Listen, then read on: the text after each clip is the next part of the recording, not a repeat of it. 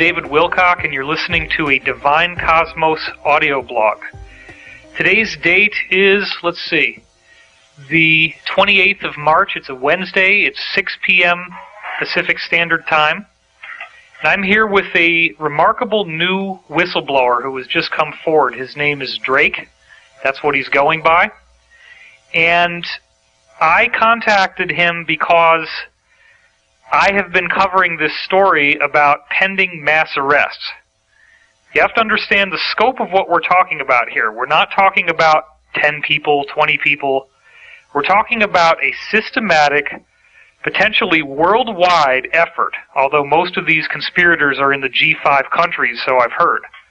But it's a very widespread effort to effectively give us, as a planet, a massive dose of antibiotics against an infection that has been threatening to almost completely destroy its host.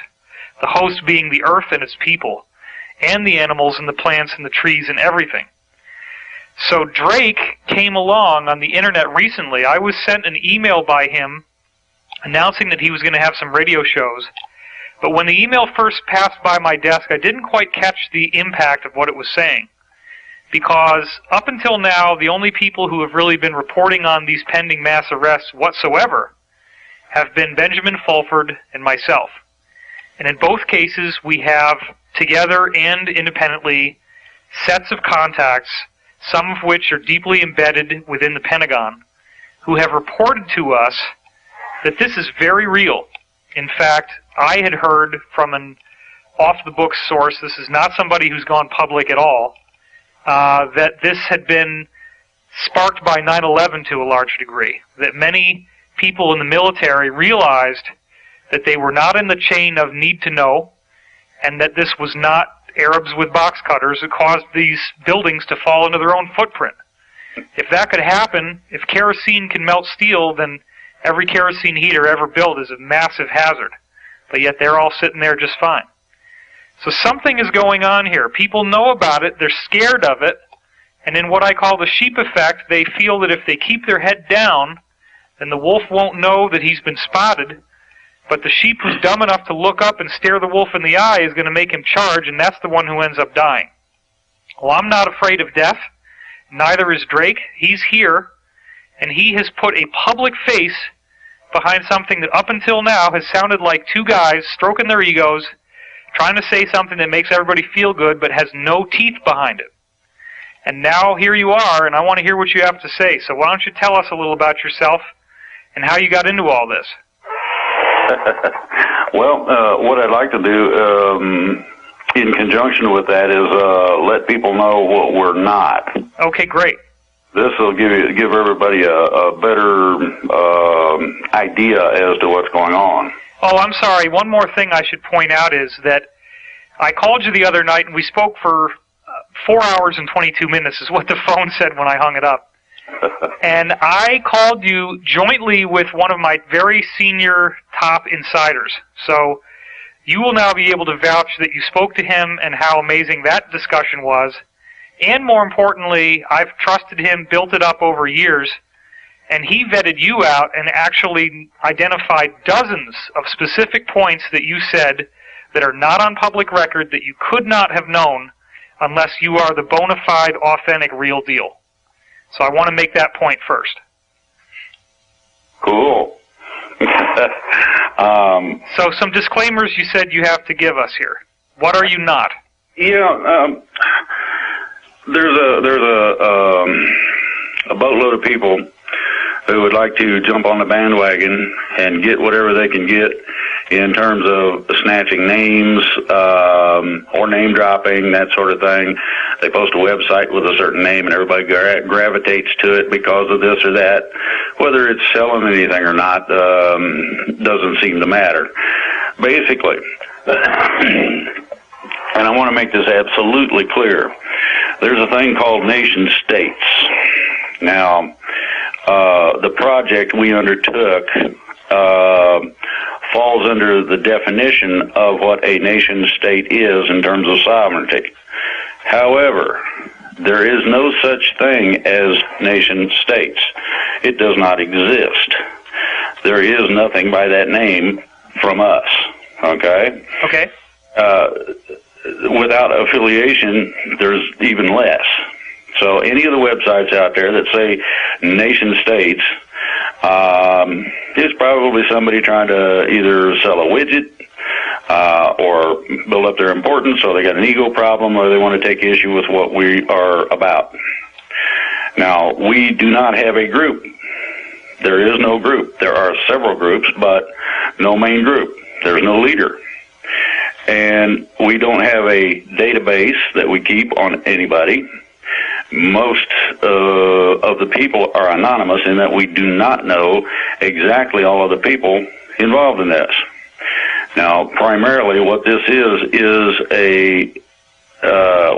a project given to us, and I'll explain the parameters of it in a minute. The process was at first an accident in some ways. The information from me came over a radio show that I complained about. Somebody took notes and tried it, and it worked. And we'll cover a little of that in just a minute. But the only basic thing that we've done is a notification process that was defined by the basis of lawful notification of a nation state, its existence, and proclamation of that to the world. And the idea behind doing this is ultimately for sovereignty and freedom. Exactly. For actual states in the United States as well as for individuals in the United States. Exactly. Okay. There are several things that go into this. Now, we're not affiliated with the White Knights, gatekeepers. It's just us. And we, as I said, don't even know everybody involved. Neither do I. It's funny because another contact I have was demanding that they be put in touch with this group. And I said, look, I only have 2 points of contact with this group. Well, okay, 3, but nobody wants to say anything. I mean, the amount of information I've gotten has just been in little bitty trickles, but nonetheless, if you add up what the trickles are saying, this is an incredible, incredible story. What's getting ready to happen here? And some of the things you were saying on the other radio show about how much has already been moved into position and how much is ready to go right now, it's astonishing. So I want people to hang in there, because right now we're sort of going through some of the bookkeeping that has to be done to build up to this. But once we get to the main thrust of this story, it's absolutely amazing. So please go on. Okay. Now, if somebody wants to know about what we're doing, and they would like to listen to the radio programs, which are archived, they need to go to Freedom Reigns. That's Freedom, just like freedom. Reigns is REIGNS.US. That website has been put up to alleviate us having to repeat ourselves and the extraordinary glut of filling up the mailbox and this sort of thing, so we have time to do what we're needing to do. Now, there is one stipulation in this, and I want to make this absolutely clear. We do not have anything to do with RAP Rusa, which is Tim Turner's group. Restore America program is what you're talking about, right? If you go on the freedomreigns.us website, there are exposures for that group. Yeah, I was just going to say, the name Tim Turner seems to be popping up in my mind because I think someone wrote an expose on him recently, didn't they? Yes. One of our principals has an extraordinary library of things that out the group as to what the people in charge were doing, what they intend to do, and the ultimate goal was to literally arbitrarily create their own government and put it in place. Tim Turner has declared himself as a, quote, savior, God, or whatever. All funds collected in the country were to go to him personally, among other things, and it gets worse from there. I'm not going to get into the details. Well, wouldn't this also serve the function of owning the opposition, flushing out the people that really want to do something, and making them think. I'm pretty sure that that's probably what the idea was. Okay. There are several of these types of operations. I call it the cabal.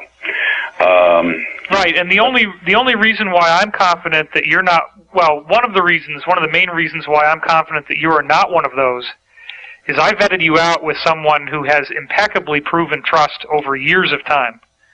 And the degree to which we validated you was vast, and it encompassed over 4 hours of discussion. So I do not consider that you are in that group. I have to keep my thinking cap on as you're talking and remember that one of the epidemics we have on the internet right now is people who think that they're smart just because they disagree with every single thing they hear, and they believe that every single thing they hear must be a lie and must be the opposite of the truth.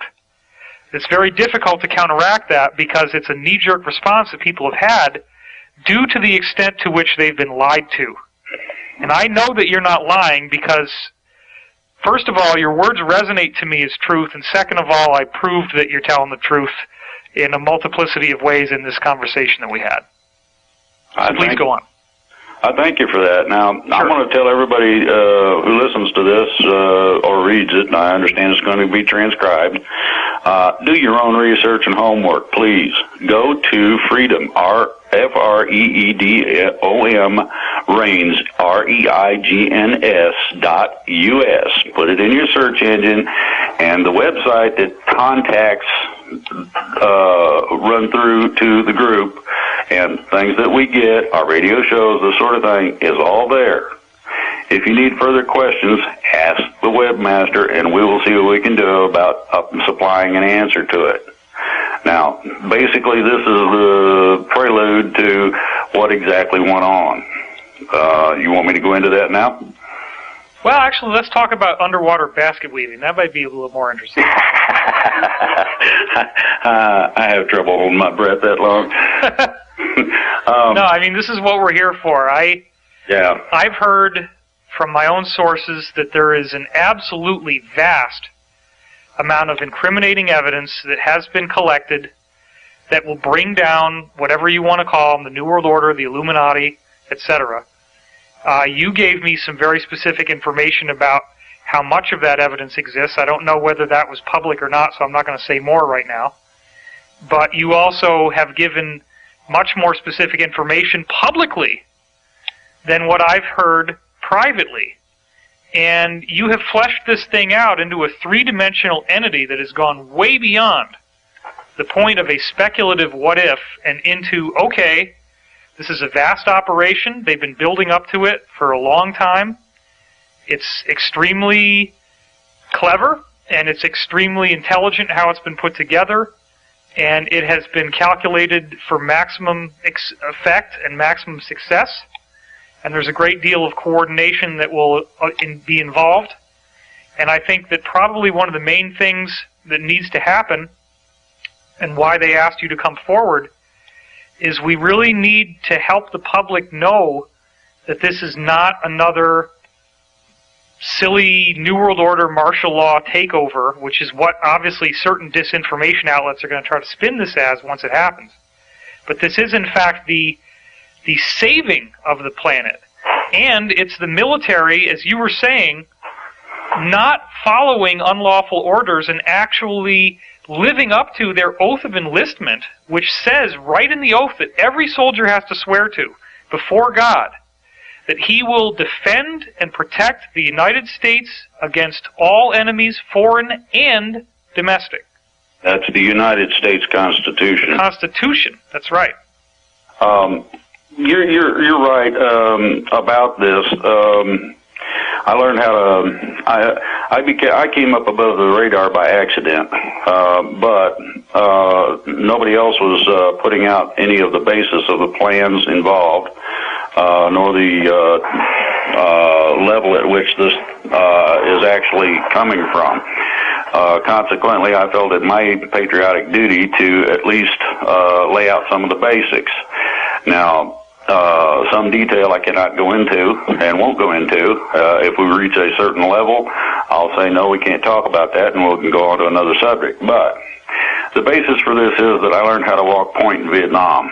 So shooting at me does not do a lot of good other than to really upset me for the simple fact that in Vietnam, every time we sat down to eat, we'd get shot at.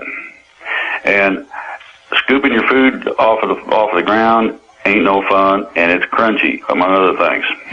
Really does things to me when somebody shoots at me. So that's not something I recommend. Now, my father voluntarily enlisted in the Army Reserve and served our country in Vietnam, and was actually one of the only journalists over there reporting on, among other things, the rock and roll movement in Woodstock. So he was sort of like one of the Good Morning Vietnam people. And he did get PTSD, and I had kind of a rough childhood because, in a way, it was like having a drill sergeant for a father.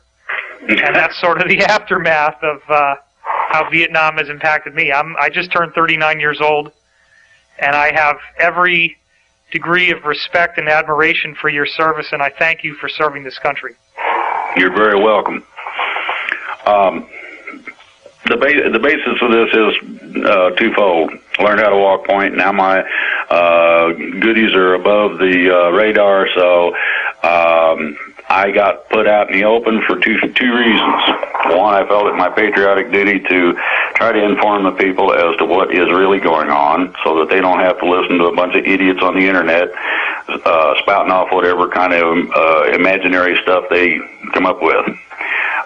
People do not need to listen to those bad dreams. That's primarily what they are. Most of it is propaganda, and most people don't know what the word propaganda means. In Spanish, they put it on trash cans because that's where it goes.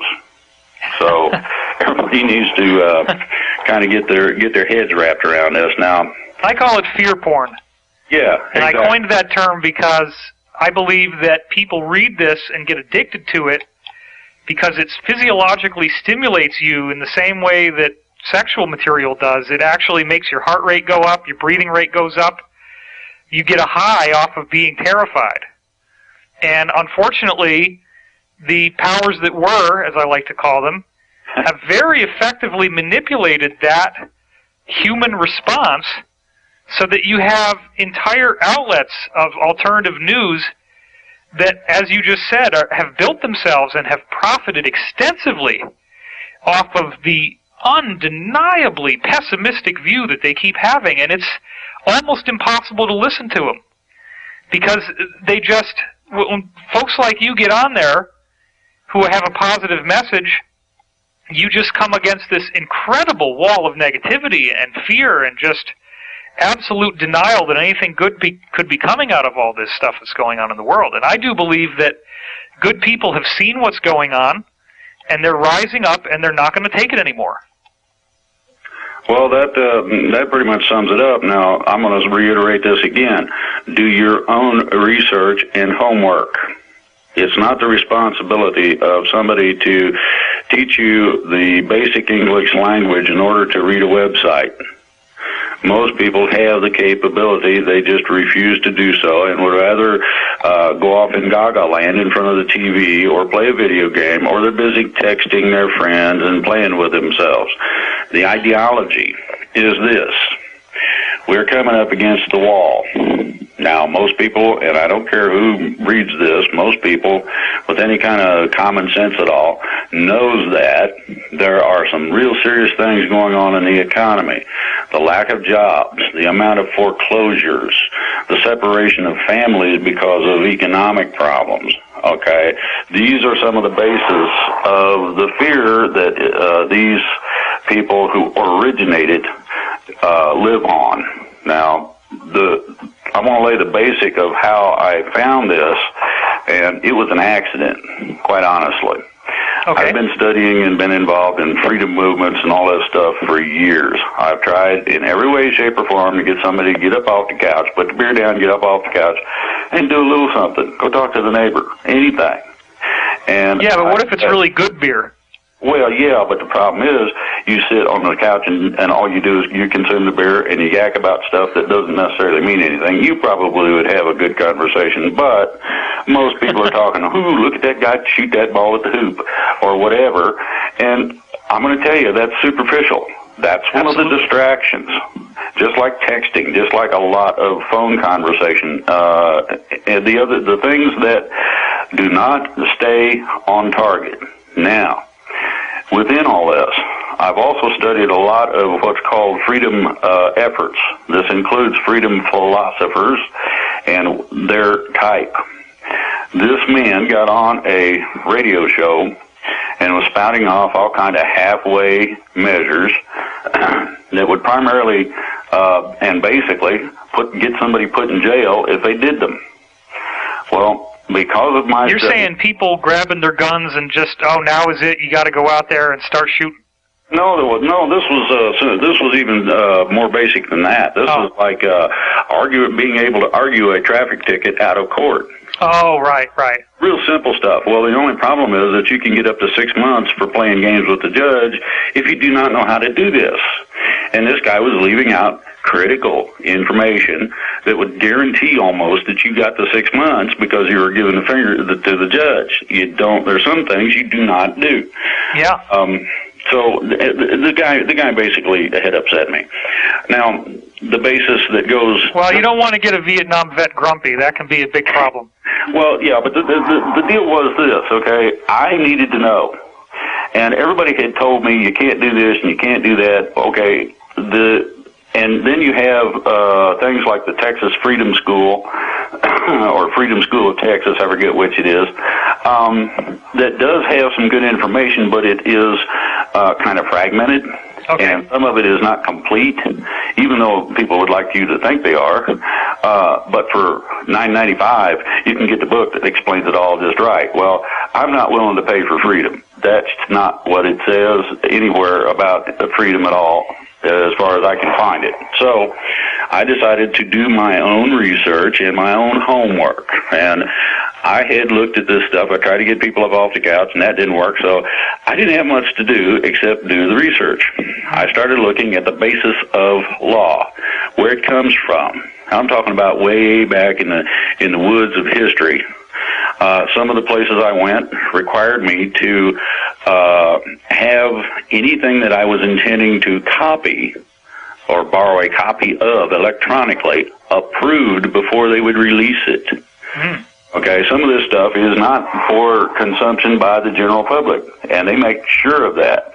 Well, after 2.5 years, I figured out pretty much basically what everything said, how it was started. Can an ordinary civilian gain access to these documents, or was this because you had some sort of classified access? No, anybody that it depends on whether or not you're as nasty as a junkyard dog and tenacious as a bulldog and refuse to take no for an answer, and you bother somebody until they decide to allow you to do something simply because they don't want to fool with you anymore. I gotcha. That basically does research, and it covers all of it. Those people who won't listen eventually do when you get a hold of them every day. Right. When you just send them 50 emails a day, one every minute or something, it bugs them enough. It's like Mom. When you used to want to get something from Mom, if you bug her enough, she'll say, "Go ahead and do it, leave me alone." And that works. Okay. So, the song, I believe, was You Get Your Way by Insisting. Okay. I insisted, so I got the information. I studied this over about 2.5 years, and believe me, it is intricate. It is extraordinary in terms of what it told me was a simplistic, basic way to step outside of the normal controls of what people consider as laws. You have limitations, supposedly, between a citizen of one country and a citizen of another. Those two legally are supposedly separated. That's not quite true. Little things of that nature were what I was after to learn. So I studied this stuff for about 2.5 years, and I finally took a break from it because my head was beginning to hurt. And I decided to, listen to a little radio and play a little card, listen to a little internet radio, and play a little cards on the machine. And lo and behold, here comes this friggin' idiot. He's one of these freedom philosophers. And this is somebody that thinks they know what they're doing when they are missing several critical points that will get your butt put in jail. But they want you to try it. I've done this. Yeah, right. This is the guy that would teach you how to beat a traffic ticket, but you could go to jail for 6 months? Yeah, that sort of thing. Real simple. Okay. And if you go about it correctly, it works fine. Okay, but if you don't, you end up actually opposing the judge. Right. And that's a big no-no. What you do is you allow the law to oppose the judge. Then the judge has to rule in a succinct manner, plus you're not standing in a landmine field. That is not a nice place to stand, believe me. I've been in one. So, this dink gets on there and decides to mouth off about the stuff, and all he did was almost instantly make me mad. So I snatched the phone, and I called in, and I said, hey. And he said, hi. And I said, you might be, according to what you just put out, because most of that belongs in the toilet because you're going to get people in trouble. What do you mean? I said, your information is not total. It's not complete, and you're going to get people in trouble by espousing this, by saying that, if you do this, you can get away. You can tell the judge what to do. Well, no, that ain't part of this, and you know it. If you don't, I'm giving you a lot more credit than you deserve. So why don't you shut up and listen? Well, about this time, the host of the show comes on and says, hey, come on now, you're going to have to watch it. And I said, hey, look, did you realize that you can be held liable if somebody gets in trouble for what this guy is saying on your show? Really? I said, yeah. Now, you want me to clear this mess up? Yes. So, then the guy comes back with this sovereignty routine. And I got upset for the second time and told him to shut up and listen, and maybe he would learn something, that he might want to learn how to read at the same time. What I basically did was I laid out the primary basis for what is required in order to declare any area. And if you've got an area somewhere in the middle of Timbuktu land, but it's yours, and it's registered in terms of the boundaries, basically, or you have at least real definitive markings so you can tell where it is and what it is and how big it is, you can declare that area sovereign. And by doing so, you actually create your own nation-state. Well, if I declared my toilet a sovereign zone, then I could drop waste into it and be pretty much like the government. Well, except that so long as it stays on your within your area, yes. Now, by that I mean you should declare the whole yard and use a finger system if you're going to do something of that nature, simply so that you're protected legally. Right on. That's what I'm saying. There's little bits of information, and it can get squirrely, and it's a lot of fun to deal with. But, so I laid this process out. Basically what we did, and the way the process worked, happened, as I said, by accident. While I'm telling this guy how this works, somebody in this great state of Pennsylvania took notes. Oh, wow. And I didn't have any idea anybody would even be listening other than to shut this turkey up that didn't know what he was talking about. Right, so obviously a state itself could be a sovereign zone or declared as such, and those who govern the state could get wind of what you've figured out from your extensive research and implement that research. Yes. Wow. That's awesome. So basically that's what happened in Pennsylvania. The person that took the notes was fairly knowledgeable in the real sovereign legalities and lawfulness, and took that knowledge in combination with what I had put together, got with some other people, and they said, well, yeah, let's see what happens. And so they put together a process of notification, and they sent it off to the International Court of The Hague. Oh, my God. And this is the civilian division, as I understand it, or civil division. And they, of course, sent a reply back when they received it that they had received that package. The rest of it was a receipt of the intent of the package. They had made a copy of what they had sent, certified copy of the original, that sort of thing. Now, their package then, they're sitting on a package there. The Hague's got one in their records. Right. So now you have a complete paper trail. Exactly. Now, the crux of this might be sort of like a subpoena where the simple fact that the Hague accepted the paperwork, by definition, locks them into some sort of binding arrangement. No. Oh, okay. No. This is exactly and only a notification process. I want to make that perfectly clear. Okay. what happens through receipt of the paperwork is that it goes into the Hague record. And in that manner, the notification then is a publication, like you'd use in a newspaper to advertise, I'm not responsible for my debts any further. Well, Okay. this thing says, we are now a sovereign nation state. Wow. And it's, gotcha. it's very similar to that, only this is an international newspaper, in effect. We have basically, by sending one little pack like that, created a sovereign, independent nation state. Wow. Okay, so as soon as they got receipt that this thing had been delivered, they got a call from a higher up in the Pentagon. And that person says, I understand you guys have been doing some notification internationally? Yes. I understand that you seem to find this process as being rather simple? Yes. The next thing was, do you think you can replicate or reproduce that sucker? And the person went, I don't know. And what you got right then was, I have no idea, quite simply.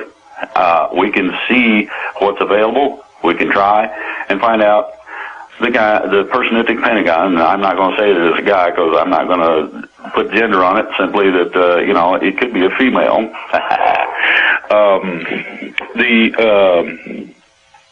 The people at the Pentagon said, go for it, let's see what happens. They said, okay, we'll give it a shot. Now, these people are involved in freedom just like I was. They wanted to be able to do something that was real, proactive, didn't get anybody in trouble, and yet was something that could be also used in other ways. Okay, they didn't know at the time what that little simplistic package for that one state did, and didn't find out until after they started researching it. What's the time window we're talking about right now? In terms of when this all happened? This happened, started in about October of last year. Okay. Which is not an exact date. As of November, we decided that we were going to move on this. I got involved because I knew one of the people that had been involved with these people before anyway, and was requested, hey, would you like to be involved in this? And I said, sounds good to me. It's better than anything else I've seen. And then when they hit me with the idea of what it contained, I said, no, wait a minute. I was on a radio show and I explained to them what happened, and they said, really? Okay, so here you go. You got somebody getting upset because some idiot gets on a radio show. He tells them what they can do with themselves and how to do it. For real, instead of playing games with things. Somebody takes notes, they do it, and all of a sudden, officials from the government in the military are interested. Can you do it again? And along with that, there's a combination of other people involved with their own shows at different times during the week. And these people, I met those people and got involved sort of indirectly with them. The whole thing... right, I was going to say, it would seem that each state is going to have squirrely barriers to go through, different from Pennsylvania, in order to get this all off the ground. Well, it depends on whether or not you're part of the original 13 colonies, and or whether or not your constitution is de jure, which is lawful by common law, or de facto, which is the corporate government. There's a difference. Okay, gotcha. I hate those keywords simply because when people hear it, they turn the friggin' TV off. They don't want to hear that. Well, I'm sorry, but you do need to pay attention to the difference. Right. At any rate, so we start booking with this. Okay, we'll take the project and we'll run with it.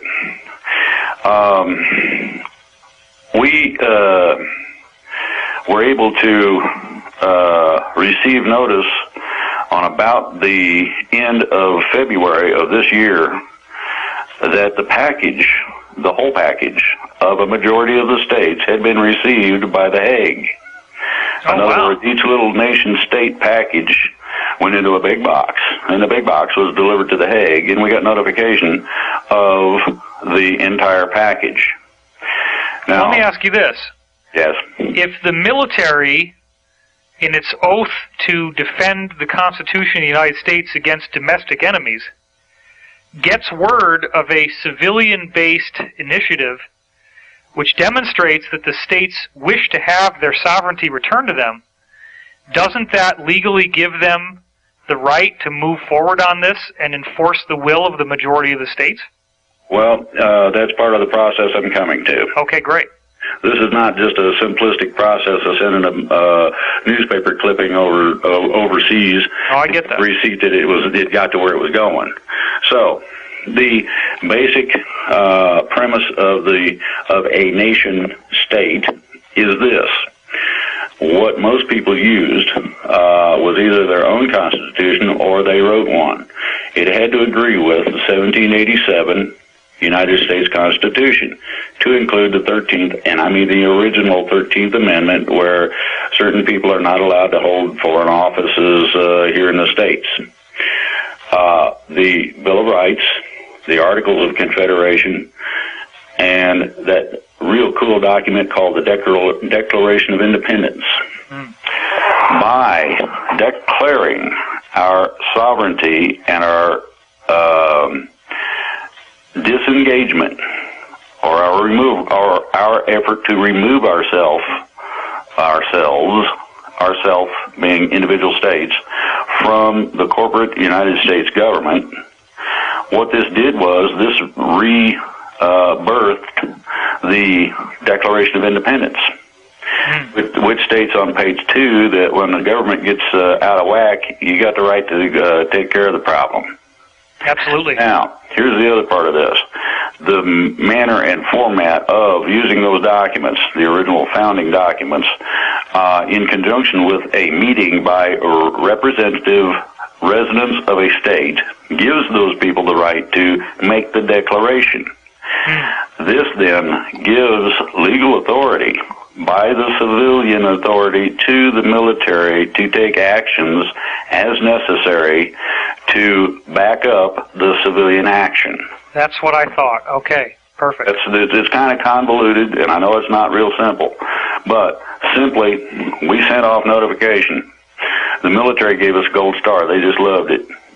Okay. Now, I'm assuming that just so people get clear on this, you're not talking about just a group of ordinary folks who are like surfing the net and listening to truth radio. These are actually people who have some degree of influence in these states that you were networking with.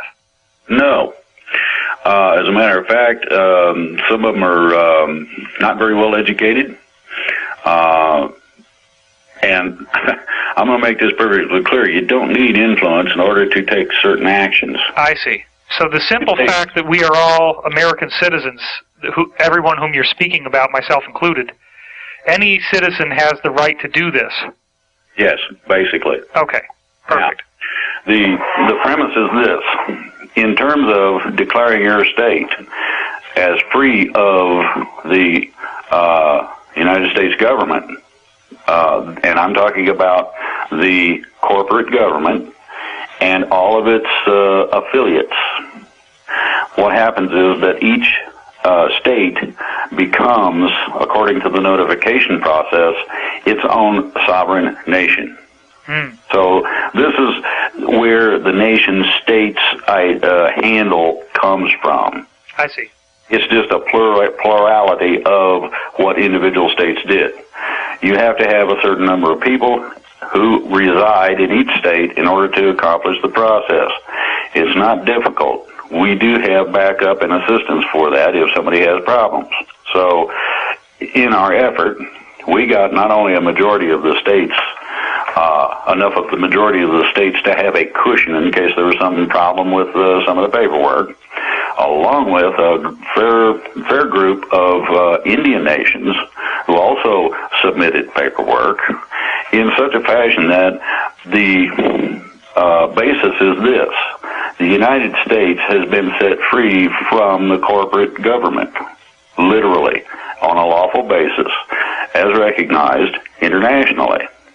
Well, I can hear the howling laughter of skeptics who are already stroking their egos and saying, oh, sure, he can say whatever he wants, but if it ever even made it up to the Supreme Court, they would just knock it down, just like they appointed Bush in the whole election debacle between Bush and Gore. Not exactly. Okay.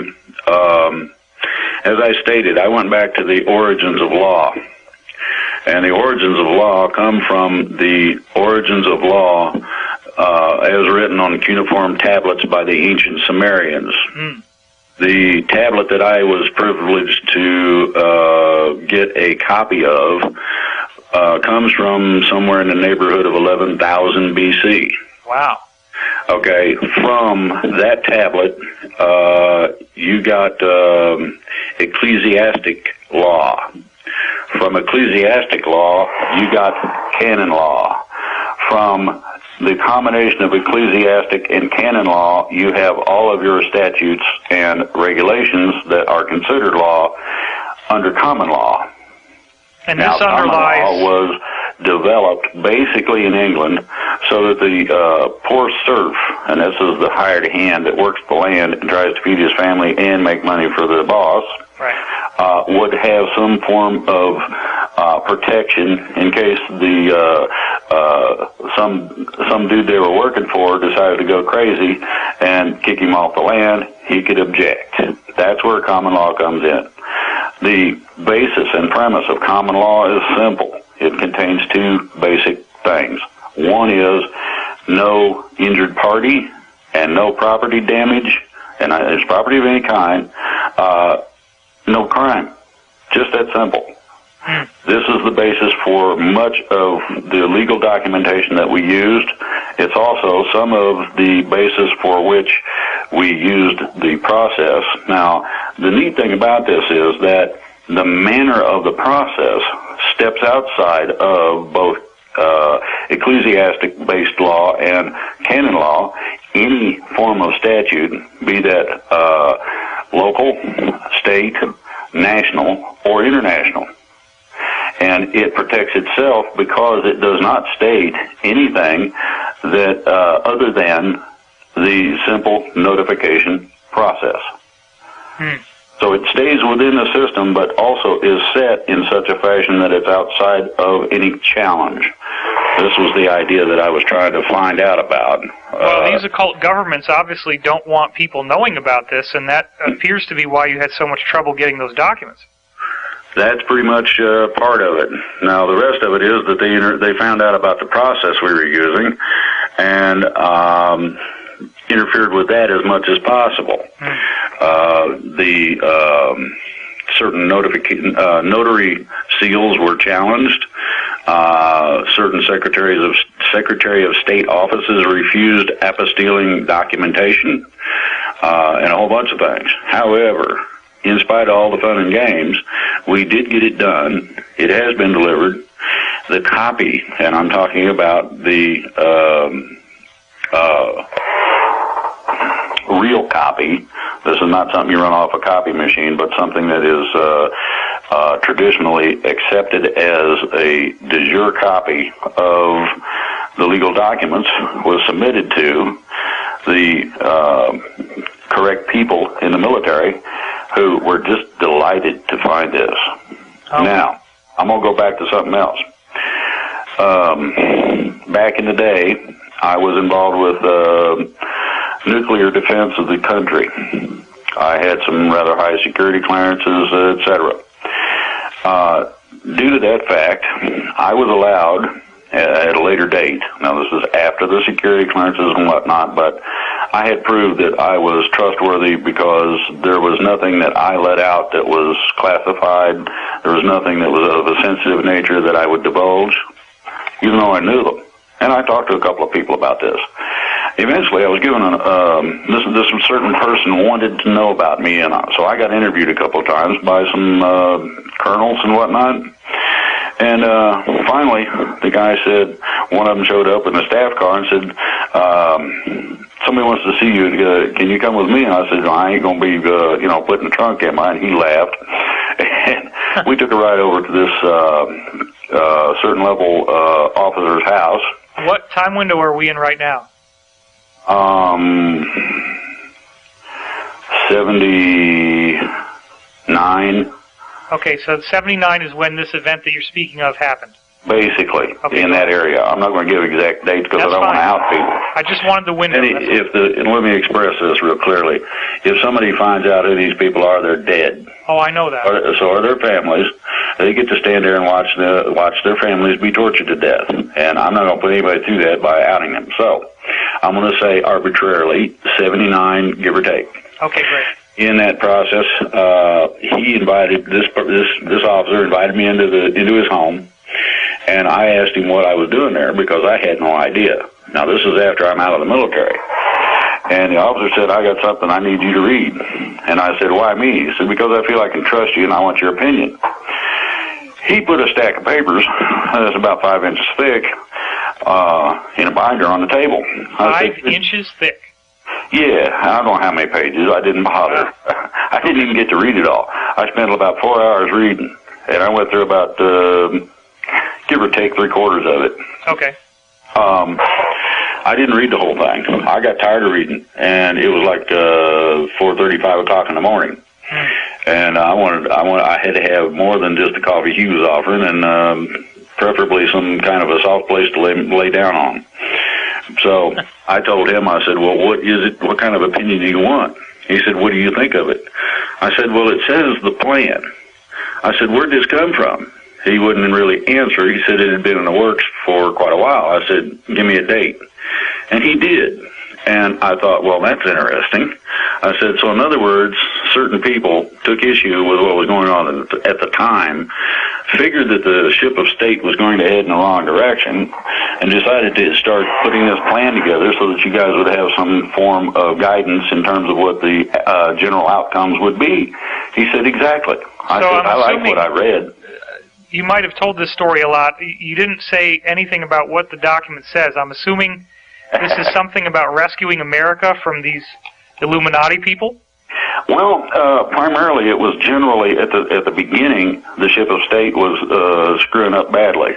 Okay. And to keep it from sinking, they actually implemented the general plan real quick. That was probably the first inch or so of the documentation. In such a manner that the people in the military could cause influence to happen to people outside the military who had the capability of changing some simple things.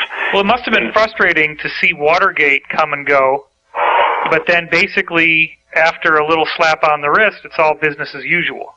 Well, you have to realize what was really going on. Tricky Dick was trying to become a dictator. Sure. Could not pull the power correctly, and so that's what happened, basically. Yeah, somebody got a little slap on the wrist, and nothing really came out of it. Now, sure. They did not want to out the fact that they had been involved. This is the other reason that you saw only a slap on the wrist, and you saw nobody in high office involved in it much, one way or the other. There was a couple of people that were used as scapegoats, but other than that, nobody of significance. That's exactly part of the plan. Right. Okay, however, they could put these people in a real sticky situation with a lot of pressure if at any time they decided they didn't want to comply with the next portion of the plan, which starts after about an inch of this. So you're going through these things one at a time. And as this is going, you're also increasing the scope of the plan. Now, the plan basically started with the idea of a military coup. I'm not going to lie to you. They were that fed up at that point, and they felt endangered enough at that point that they actually considered it, and each and every last person involved signed a pseudonym name. It's a code name. Each one of them's got one. That they disagreed with the idea. That is not the way to go because it disagrees with the basis or premise of posse comitatus, that the military does not have authority over the civilian population and are not to engage them. So there was enough old-timers that disagreed that convinced everybody that was not cool, so they decided no. And so over the years, this plan built up. And it got more convoluted. It got more complicated. It got. And this is all in the 5-inch document you saw in '79. Yeah. Okay. And in '79, they didn't really know which way things were going to go, because if you remember, from about '75 on, after the fall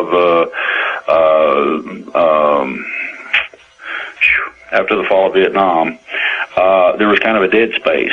Nobody did any real serious actions of any kind anywhere, not in politics, militarily, or anything. During that particular time is where the rest of the document came about. These people were working 24/7 or something in order to make sure that the plan encompassed everything they could think of that could possibly come up.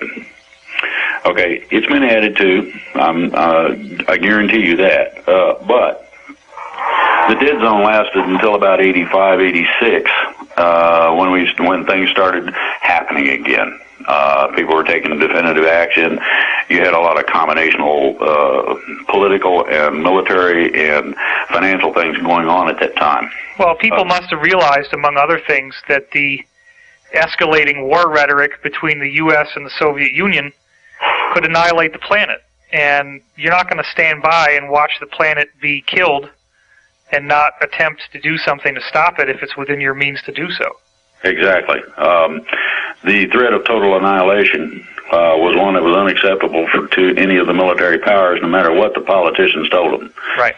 If the commander-in-chief during those times had stated quite clearly, we're going to start World War III, shoot your nukes, the military would have told them to go take a flying leap at a rolling donut. No, we ain't doing that. It's for that reason. To go along with this, okay, you get these periods of buildups. Now, I saw that document way back when. I thought that it probably was a dead duck. I can tell you right now, it's not only not a dead duck, but it's something that they've been following rather religiously. The thing lays out certain premise, certain areas of concern. Some of those things have changed, so this is why I say that the document itself has been added to and modified. But the basic premise of it is simply this. They also, just like me, were extraordinarily frustrated by freakazoids such as the Hare Krishnas or whomever was dancing in California at the time. They didn't want those people running the country. They didn't think they could really do that great of a job. I don't understand how Hare Krishnas could run the country. Exactly. That's what they thought too, and that's how come they're not now. Are they saying that these people were socially active and wanted to take over the government or something? Well, they would have liked to have found somebody that would stand up as a group and actually do something in terms of freedom. And they've been trying ever since the Hare Krishnas and whomever, war protesters, you name it. Nobody as a group collectively, nationwide, would stand up and do anything. Same problem I've had, same problem everybody that I know has dealt in the freedom areas has had. Try and pry somebody off the couch. It ain't easy. Right. So they're kind of bumping along going, boy, I hope this, I hope that the end of the world don't come. I mean, what are we going to do? We don't have any civilian authority to do anything. Well, and the amount of secrecy that would have to be observed in order to preserve this plan is vast. I mean, yes. One weak link in the chain and the whole damn load falls and breaks apart.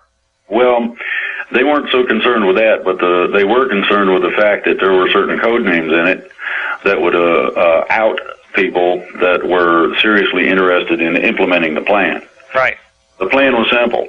The military was willing to back, with civilian authority, a resurrection of what we started out with originally in terms of government. The idea that a politician has control over a battlefield is totally averse to the idea of even being on a battlefield. Now, that's true. My recommendation to them was to quietly sneak up, would take some Navy SEALs or somebody that's really good, and pick one of them politicians that's got a big mouth and snatch that dough. Put him on the battlefield. Not necessarily in danger, but get him close enough so that it becomes a personal deal. Then abscond with him again, put him back. and I'll guarantee you there'll be a whole bunch of attitude changes. Well, they wouldn't do it. That was my suggestion a long time ago. Anyway, so we're bumping along with this. I've tried everything I could. I've had a combination of contacts and whatnot. I've had a combination of political dealings in conjunction with a whole lot of people. I'm sorry. Let me just take one moment here to try to track this in terms of timeline. You were presented. You can't get an exact timeline because that will expose people. I understand, but I just want to give a very vague overview. So you encountered this 5-inch monster document in '79. Basically, in that area. You mentioned that you still had contact with this insider network circa '86. Yeah.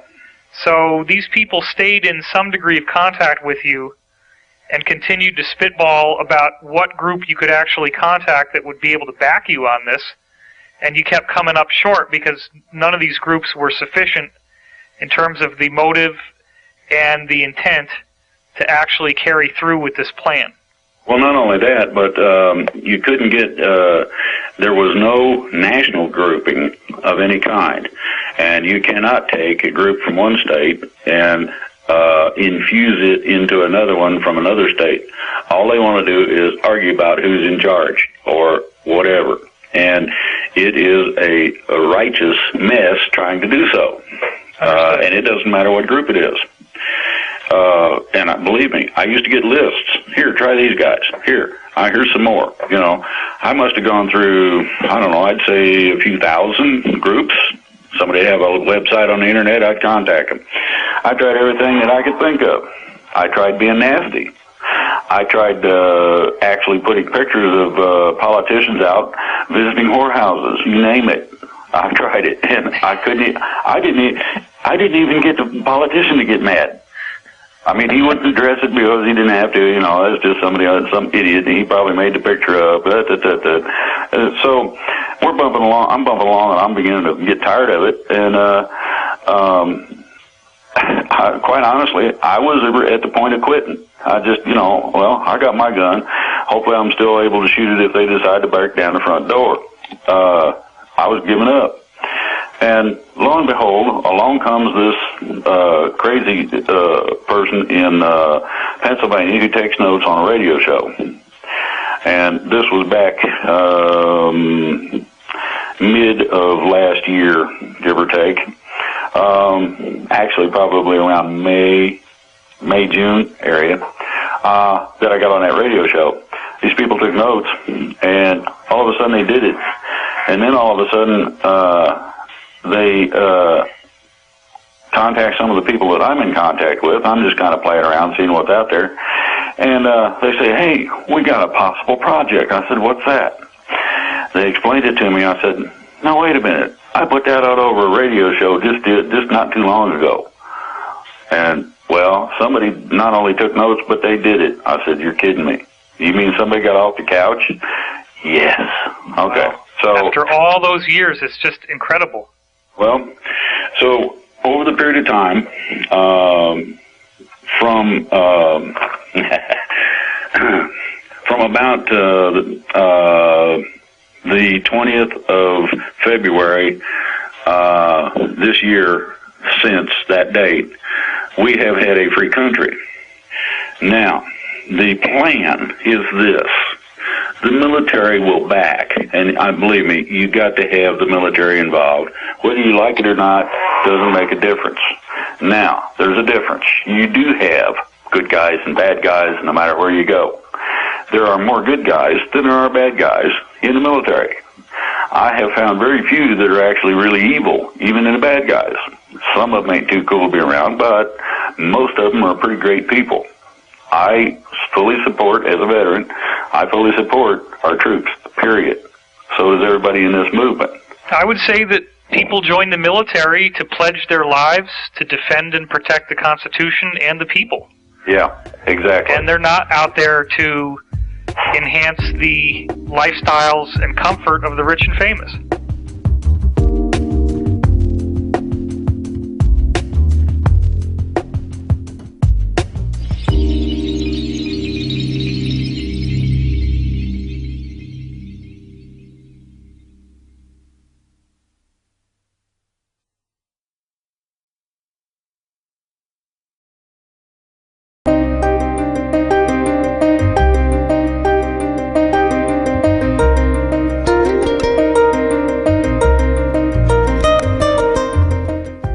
would say that people join the military to pledge their lives to defend and protect the Constitution and the people. Yeah, exactly. And they're not out there to enhance the lifestyles and comfort of the rich and famous, or those who don't wish to be famous but who are oligarchs who basically are living off of everyone else. Yes. That's not what they did it for. And everybody, if all you have to do is watch a few of these Illuminati propaganda films to realize that if you do work for these people, they will stab you in the back almost as a law of nature.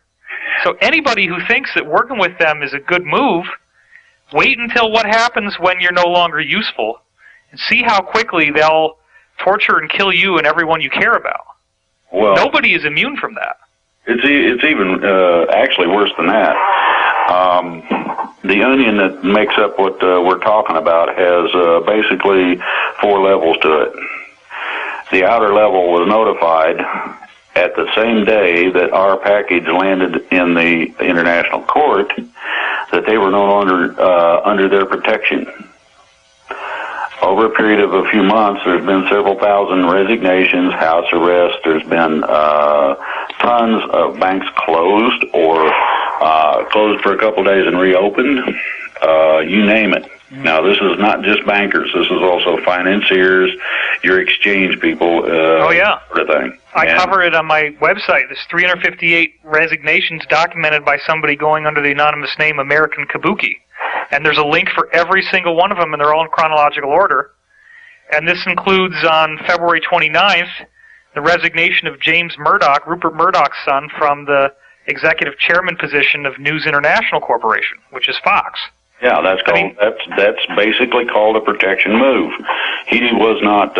It wasn't a question of his protection as much as it was in terms of them protecting him, as much as it was his own protection, because he didn't have that much to do in terms of the illegalities that Dad pulled.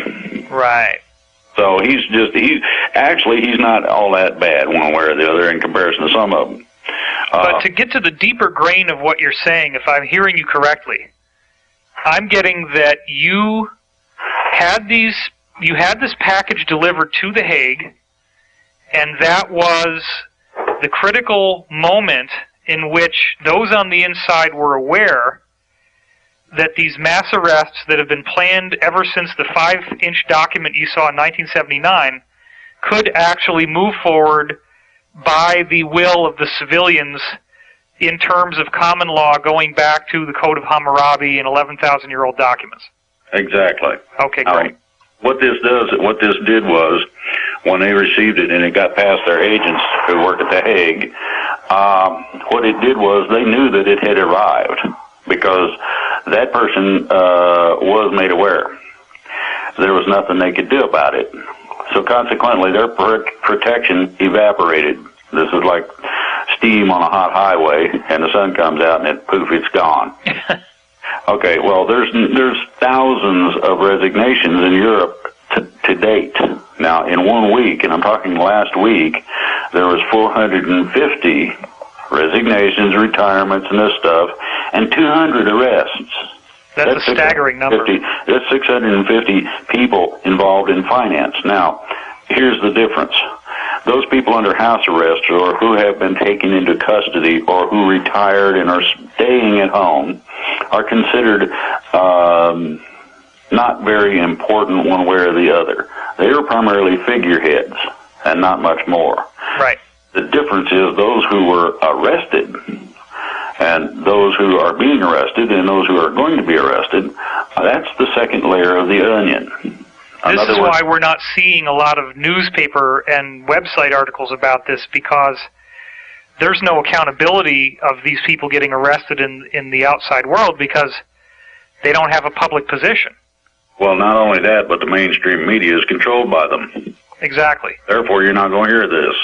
Yeah, and I documented that extensively in my investigation, Financial Tyranny. It goes back to Operation Mockingbird and traceable information regarding the Masonic Order, and guys who in 1826 were saying, yeah, we own the press, and we own the judiciary, and we own the police, and we own the government, and F you if you don't like it. Yeah. Basically, there's nothing you can do about it.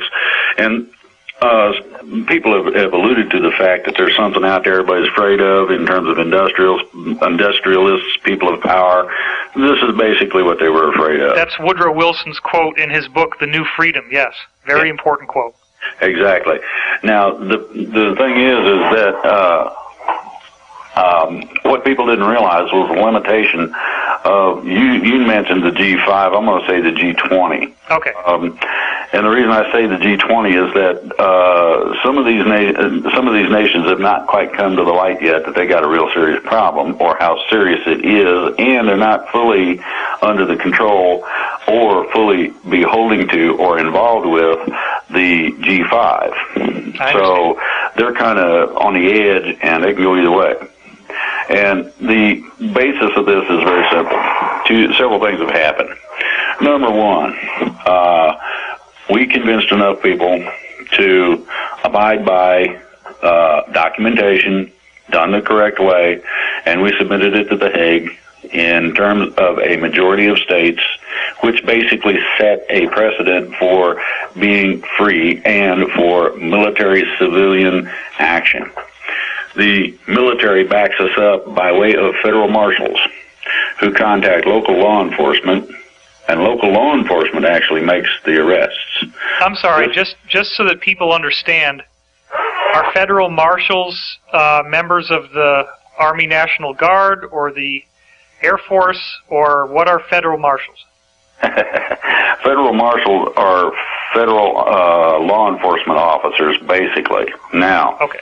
The definition, though, is by present authority, which puts them in the trick bag of having to follow the edict of what we've done in terms of the will of the people to go along with the military plan.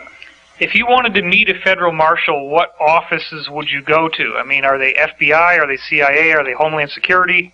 They're on their own. Okay. That's the nice thing about a federal marshal.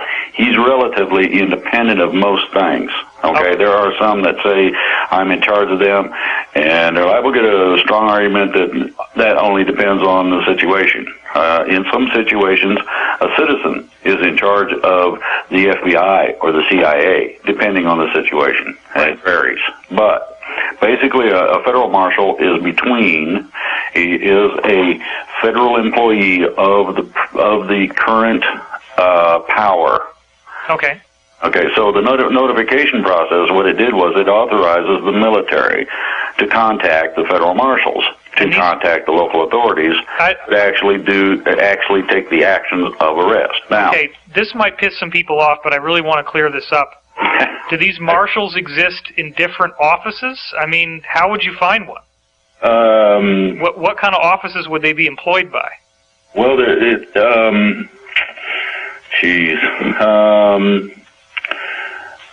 National Security Administration would probably be the end office if you wanted to really look them up in that relationship. Okay. Because they are primarily tasked in such a way that a federal marshal can go across a border when the border is common to the country he comes from. So you could go from, say, Arizona or New Mexico into Mexico if need be, and you would have law enforcement authority there. Would these marshals potentially be employed in a police station? Would they be at the police station? No, they have their own offices, federal marshals' offices. There's a variety of them. Okay. They have a combination of different duties. I don't mean to sound like an idiot. I'm just cautious to make sure that people don't think that you invented the term federal marshal and that it's just some guy on the internet reading websites and, oh yeah, I'm a marshal and here's the little badge that I made. Yeah, I bought one of those yesterday down at the dollar store. I understand what you're saying. This is real. These guys are federally employed. Well, you've heard of federal air marshals. Yeah, they're on the airplane. He is a federal marshal. He just simply is on air duty. Okay. That's all the difference is. It is. And these guys, there's a lot of these guys out there. They're very well trained. They're very knowledgeable. And they're not extraordinarily professional. And they're not soldiers. No, that's the neat part about this. They're in between the civilian and the military. Right. Okay, now, you've got those three entities, the military, federal marshal, and local law enforcement. What our paperwork did was to give the military civilian authority to contact the federal marshals, to contact local law enforcement, and have a big party for all these arrests. Wow. This does not include any military coup, does not include any military action, and it does not include martial law. None of that is going to happen. What is going to happen, you will see federal marshals backing up local law enforcement, taking people into custody, and there may be a stand of troops in case they need extra bodies to snatch somebody that decides to run, or there's a whole bunch of people in a building, and they didn't know that there was 7,000 of them in there. You're going to need extra hands in order to incarcerate all these people, put them on the bus, and send them wherever they need to go. So this is the military will act in a backup fashion in some ways. Does that violate posse comitatus? No, because the military is not acting as a police force directly. They're assisting a police action. Exactly. Okay, got it. And the police action is one of control of and or prevention of rioting or general civil disobedience that would call for a police situation. These are all, you have to look all this stuff up. A regular protest of citizenry basically can be met with general police force, but when the people that called out the National Guard on several occasions during things that were a problem have found that they acted illegally. And they were told, don't ever do that again. There were a lot of people who were informed that this is a no-no and this is okay and don't you cross that line. Sure. Okay, so you've got these three entities. Now, back to the plan. The plan stipulates several things. One, you're not going to have police state. You're not going to have the military in control. It's not martial law. And they're not going to come in the house and snatch you up. That ain't happening. What's happening is this. The intent and purpose of this plan was to minimize the chaos involved in the action. Now, when you arrest several thousand people in a city, it's going to create a little bit of a hubbub. People are going to see the military. They're going to see a lot of policemen doing the job.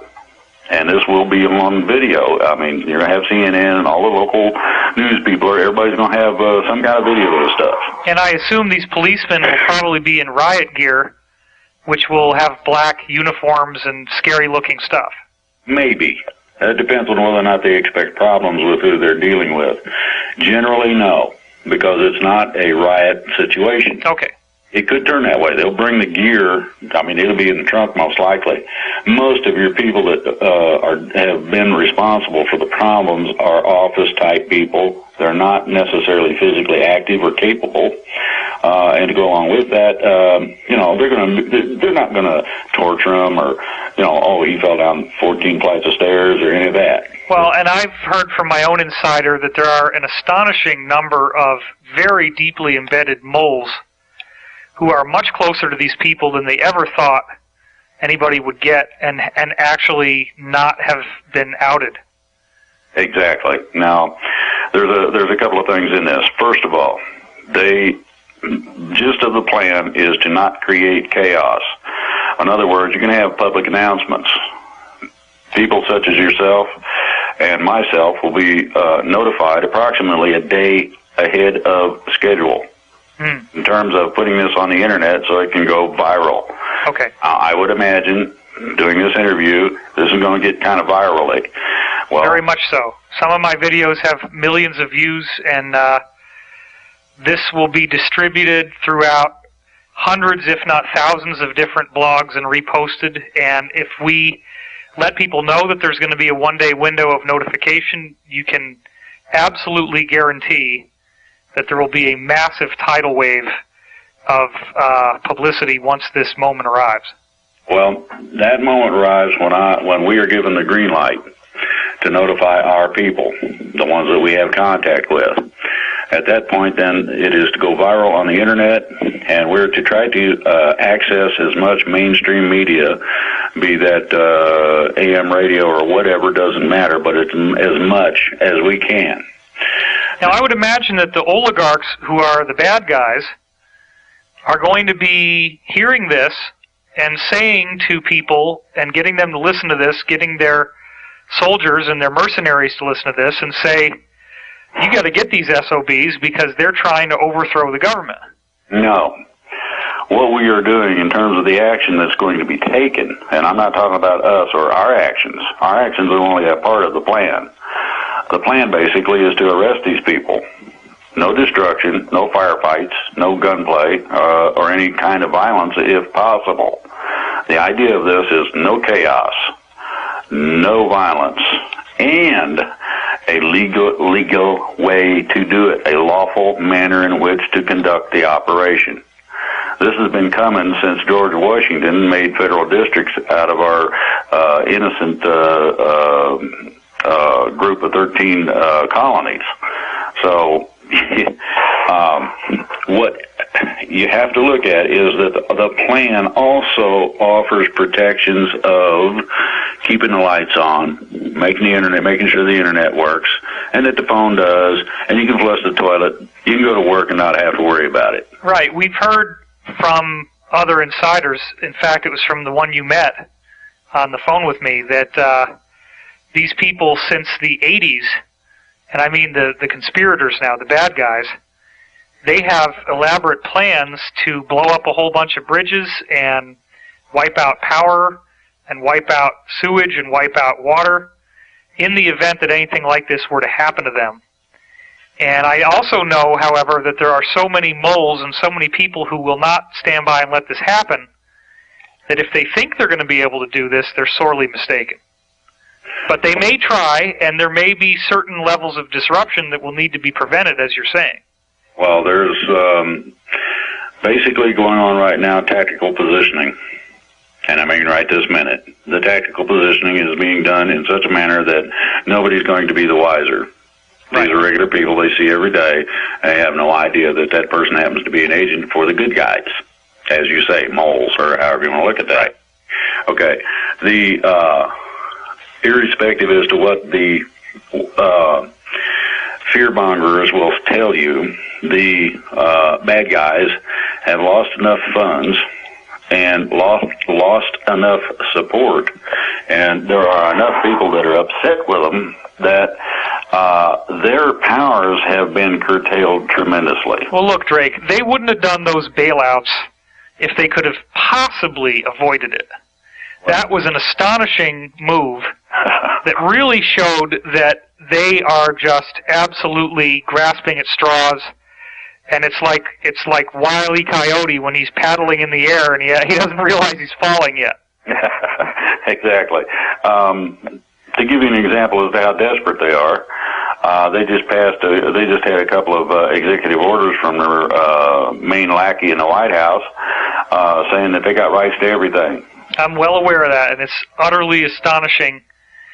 The only thing I can think of is these guys are so desperate and they're so lacking in common sense that they think that even at this late stage in the game that they can be in this poker bluff and actually get people to think that they could have the boots on the ground to enforce these ridiculous executive orders.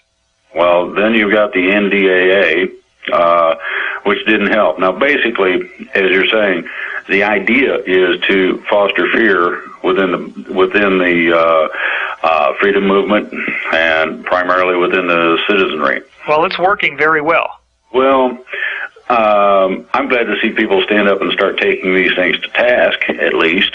Yeah. That shows that there are some people out there that do have some guts. Primarily, though, you have to remember that these are last gasp efforts. The only thing they've got left is, at this point, mostly control of the press, and they're losing their grips on that, as well as this sort of shake the bush to see if the rabbit comes out. Well, and as I was saying, you have to have people to hold the guns. Well, I addressed, anybody who wants to listen to it, I addressed the troops. That's active duty, reserve, retired, and disabled. That is, again, on the website, freedomreigns.us. And the basic thing that I have heard from active duty troops is that they have two things that concern them. The first one is that they disobey orders. It doesn't matter whether it's lawful or not, that they're going to be kicked out of the military. Well, there ain't any jobs out there, and if these guys ain't got skills, they're screwed. And they realize this, so they're a little bit fearful of that. The other part is that if somebody decides to declare martial law, 90% of them, give or take, are going to go AWOL. And they're taking their equipment with them and going home. Now, 90%? Well, somewhere between 80 and 90% are saying, no, that ain't happening. We're not going to go after somebody's grandma with a combat weapon. That's stupid, okay? That's ridiculous. Well, what you have to remember is that there's a difference between lawful and unlawful orders or directives.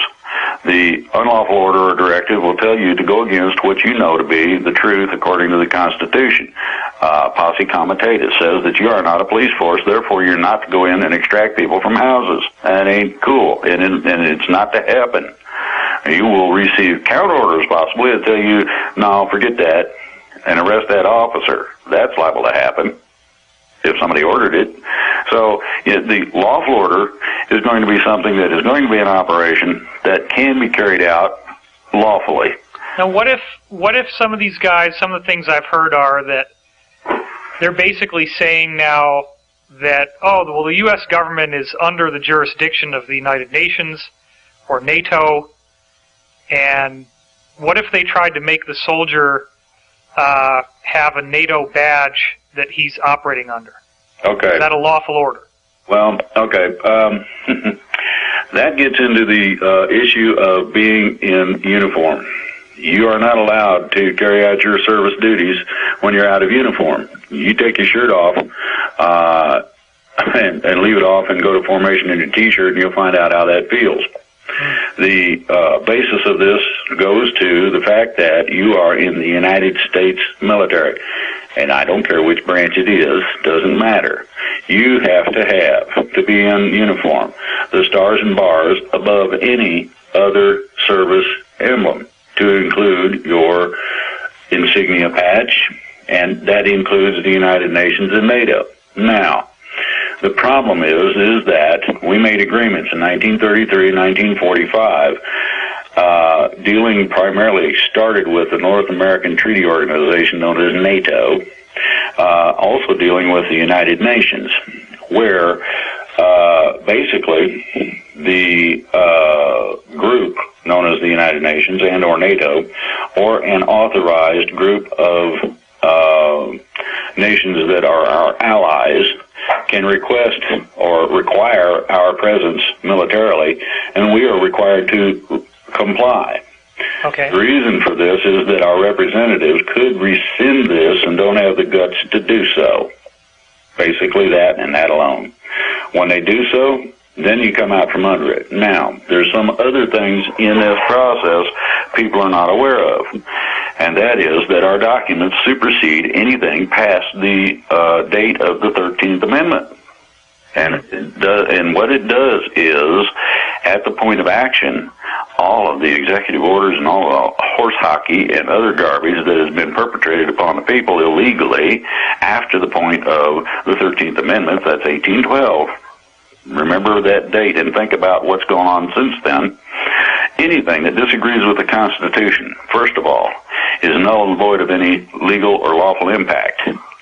Further, anything that disagrees with the Constitution, basically, is to be stricken if it is a law, rule, or regulation. So, how well did I was just following orders hold up at the Nuremberg trials? It didn't. Everybody that did that got convicted. This is not considered a plausible defense, simply because you know the difference between torturing somebody and not. The field manual states that you're not to engage civilians. That means you're not supposed to step on them, etc. All of this has been covered. Now, I'm going to give you an example from Vietnam called the My Lai Massacre. Okay, there was not too much done with that, but the problem was that several people came up with that exact defense, and the court-martial said, no, that don't fly, period. Now, they lucked out, and I mean this literally, they lucked out, because a court-martial that deals with the taking of civilian life also carries the death penalty. Oh my gosh, yeah. So they were lucky they didn't get executed, and I mean all of them, because everybody that was involved is up for the death penalty under those conditions.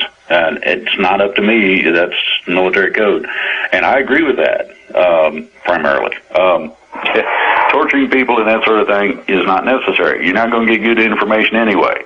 Now, if you make somebody think that you might torture them, and you talk to them and say, well, do you really want me to do that? And they'll say, no. And you say, well, then tell me what you know. Okay. And off you go down the road, and they'll tell you, okay, you wait a little while. You treat them correctly. Give them a little something, a little water to drink, maybe a little food to eat. You come back and ask them a second time, look, that was all BS. We're not going to do anything to you. Can you talk to me about what's going on? Yeah, man, and then you get the real information. But torturing somebody, you tell them anything, make it quit. Right. You'll make up whatever is going to stop it. It's about as accurate as somebody's imagination. It's that simple. So if a soldier in the United States military has a commanding officer with bulging earthworm on his forehead, screaming both sets of teeth, top and bottom of the iris, screaming in his face, you have to obey this order, and he does so, he's liable for federal court-martial. Exactly. So it might be easier, you think, to say yes when somebody's screaming in your face, but you're also describing a majority of the United States military that already supports these mass arrests, and so if you were on the losing side, you're in a minority, and if this mass arrest works, which it very much looks like it will, then you're going to be held accountable. Exactly. You may have a few opposing forces, but there shouldn't be many. The situation is simple. I know of an incident in Vietnam where a unit was told to wipe out a friendly village, and it was called, back then in the day, a search and destroy mission. Search and destroy means that you go through a village at several levels. We were told to go through at level 1. The level 1 search and destroy means you kill everything that lives, and you burn, mangle, torture, whatever kind of physical structures you find, to include statues or anything, and you leave a burnt spot, basically, with dead bodies laying around. Well, the problem was that I was involved in this, and I knew some of those people, and so did a lot of the other troops. And we told the captain no. And he said, yes, you will. And that's when we pointed our guns at him. Some of the guys, there was a few, who decided, well, yeah, I guess, killing good, because that's what we're here for, so let's go. And we pointed our guns at them and said, no, you ain't. Wow. About a few minutes, and it only took a few minutes. You're going to really shoot me? The captain's asking these guys, well, are we going to go down here and shoot people that are friendlies? And he said, well, I'm not sure. Hold on a minute. A couple of minutes later, the orders changed. And the incident was never reported. Wow. And you were there. You witnessed this. Yes. This happened a lot in a lot of cases, simply because it ain't cool to do this. Once you get to know somebody and you find out that they're real people, irrespective as to the differences. Now, you're talking a third world country where it's dirt floors, and that's about it, basically. Thatched houses, or whatever you want to call them. We call them hooch. It's basically a one room, maybe a room and a half.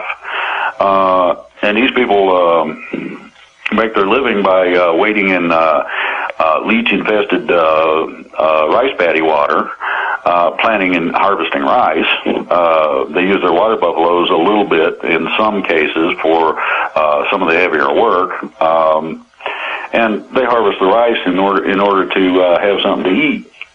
Now, a rice diet is not the greatest thing in the world, but there's also a lot of streams around, so you end up with a combination of fish and rice primarily as the base diet. You can add to that some leaves of some plants that are good to eat. Sometimes you can get bananas. It varies a little bit. But an extraordinarily, and I mean extremely poor place. When you get to know these people, I mean, they're working 20 hours a day if they can, daylight to dark. Every chance they get, they're doing something. And this includes little kids. They're actually given tasks to do.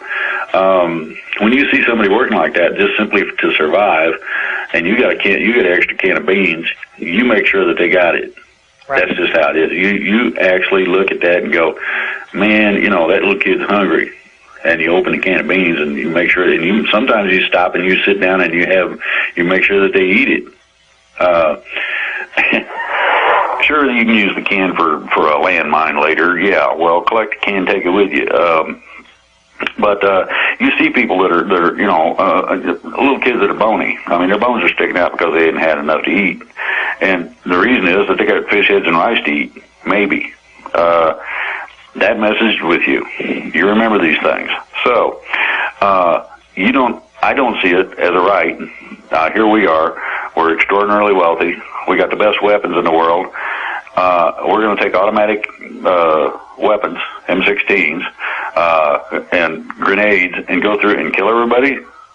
Well, you give me a good reason, and I'll consider that. If somebody's shooting at me, that's different. These people not only didn't have any weapons, but they would actually come in the night, and they would come up to our position, certain positions, and say, hey, man, yeah, who is it? And they'd tell you their name. And you say, okay, and you'd ask them a question. They'd answer the question correctly, you knew you was talking to the right person. They didn't answer the question correctly, you pulled the trigger.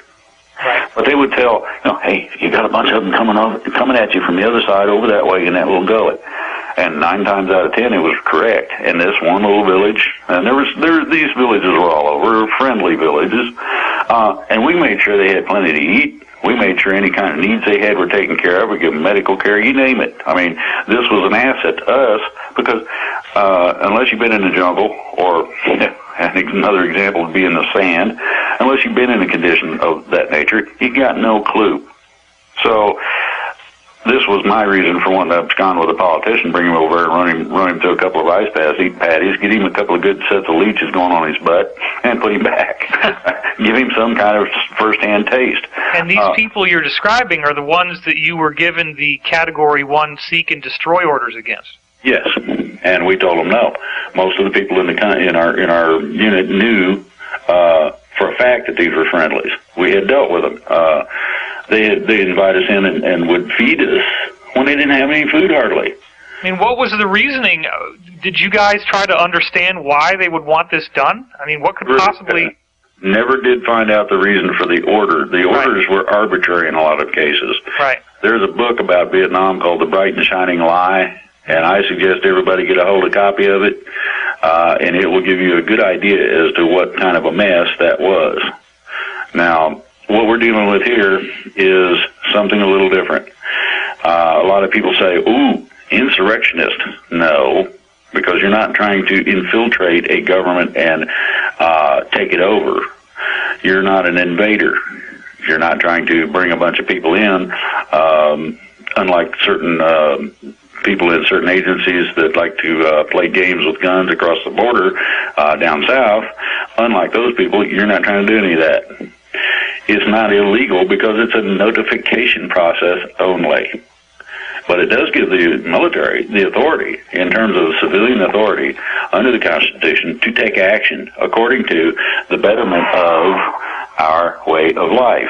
This restores the American dream of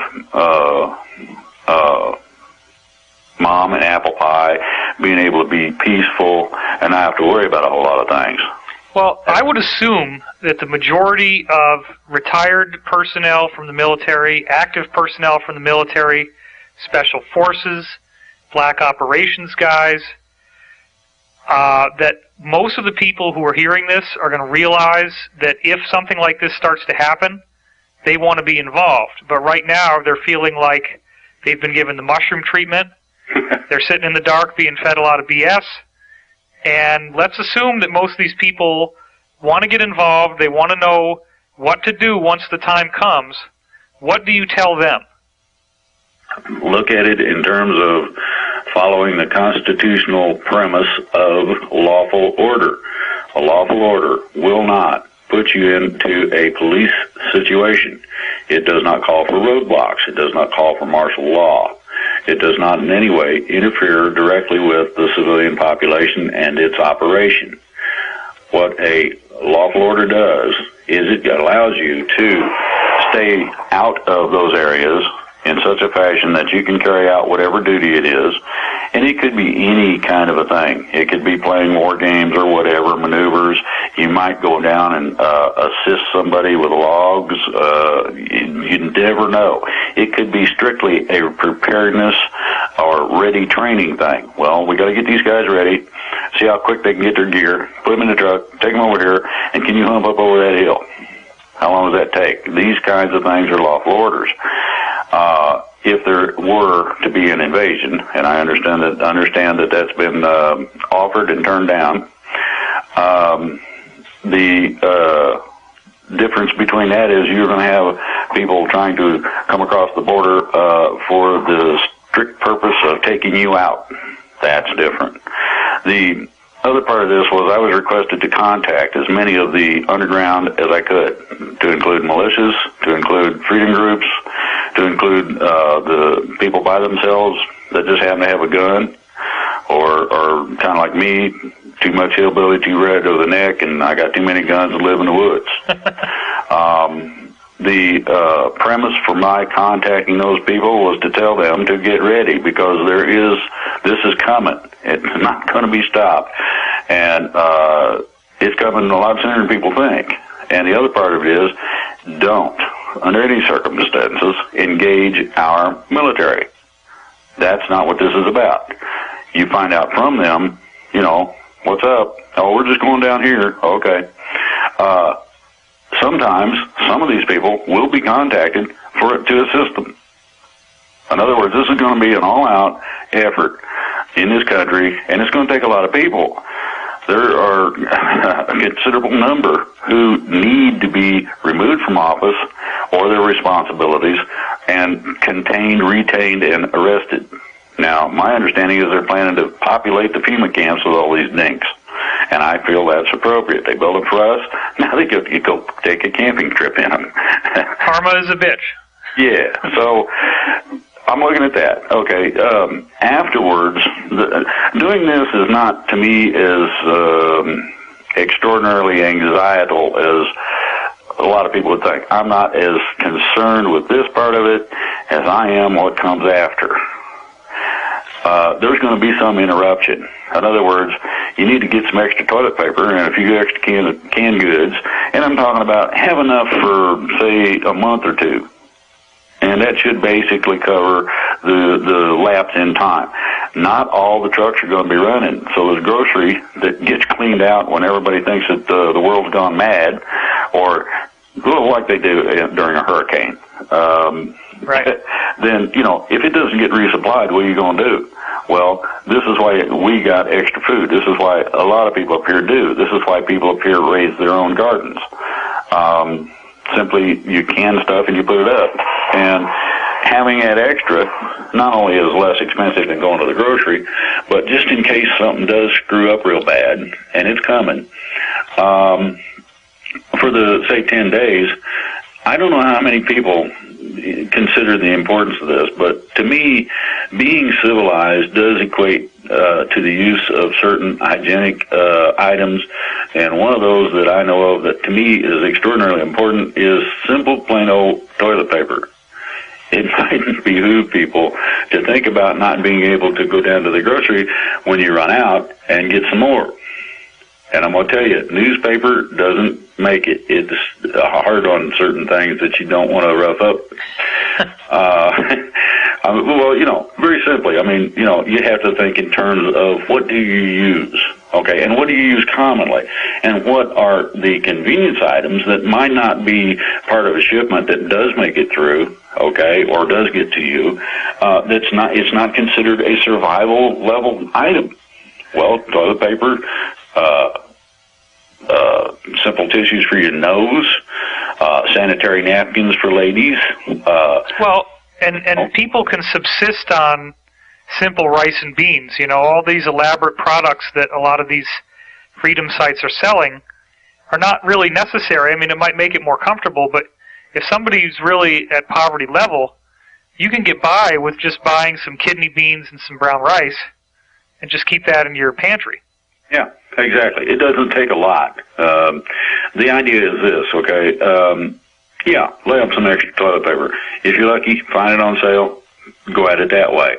If you find something that really tastes extraordinarily good, but it's $1.49 and they got the other ones for 2 for $1, take the 2 for $1. It's not that much different, and you can make out just fine on it. Add a little bit of spices to it, and you're good. But anyway, the survival part I don't think is going to be all that critical, and I'll tell you why. The plan itself reiterates many times, the portion that I read, that this is to be a non-interruptive, non-chaotic, peaceful, meaning non-shooting type of an action. And that is an extraordinary difference between all these people out here saying, oh boy, rosin up your gun, get your bullets out, praise the Lord and pass the ammunition, they're coming. Well, yeah, they're going down the road because they need to go over and secure the power plant that the bad guys would like to blow up. And I would also encourage people, because I know, as I said, there are many people out there who are playing a game, and the game is that everything they hear must not be true. So they're going to say every single thing this guy Drake is saying is not true, and this is all a pretext for martial law and for New World Order. So I would say to them, and you can address them as well, but I want to say something first, and that is, let's realistically consider that if arrests start to be made and that evidence is provided, that is progress no matter what. Even if it is ultimately, and that might be as far as they could think of it in their own mind, one negative faction against another negative faction. The fact is, let's be honest, how many bankers went to jail during the bailouts? How many people have ever been held accountable for anything? If we start seeing real accountability, by God, that's progress, and I don't care what you think, you've got to be able to see that it's a step forward no matter what. If you start seeing mass arrests, something has changed, and it breaks out of that thing that goes back to the Masons, which is everybody who's in on it gets a free pass. Exactly. My suggestion is to, yes, be ready, but also relax, be calm, cool, and collected, and slow to pull the trigger. Unless somebody acts unfriendly towards you, I wouldn't necessarily take any aggressive action toward them. Wait and see. Yeah, you can let them walk right up to you. It doesn't matter. As I said, this plan calls for a combination of the things that our original documents call for. And the basis of this is to officially remove those people who tax you to death for no good reason other than to put it in their pocket. This is to remove the private central banking system. This is to remove a whole load of regulations and regulatory agencies that don't serve any purpose other than control. In other words, this is the freedom. Now, with that freedom comes the responsibility of being what you're supposed to be to everybody that you come across. This is contained in the Golden Rule. Do unto others as you would have them do unto you. Say hi to somebody. Wouldn't you like somebody to say hi and wave at you? It feels good. Okay. Well, let me also point out that in my book, The Source Field Investigations, I quote from the American Federation of Scientists, which says that there's been over 5,000 patents that were classified for national security, and this includes automatically any patent that gets above 70% efficiency at converting energy is automatically classified. So what that means is anybody who invents anything that could challenge oil, you will never see it. Well, and all that stuff needs to be released, and I know that that's part of what you all are planning on doing here.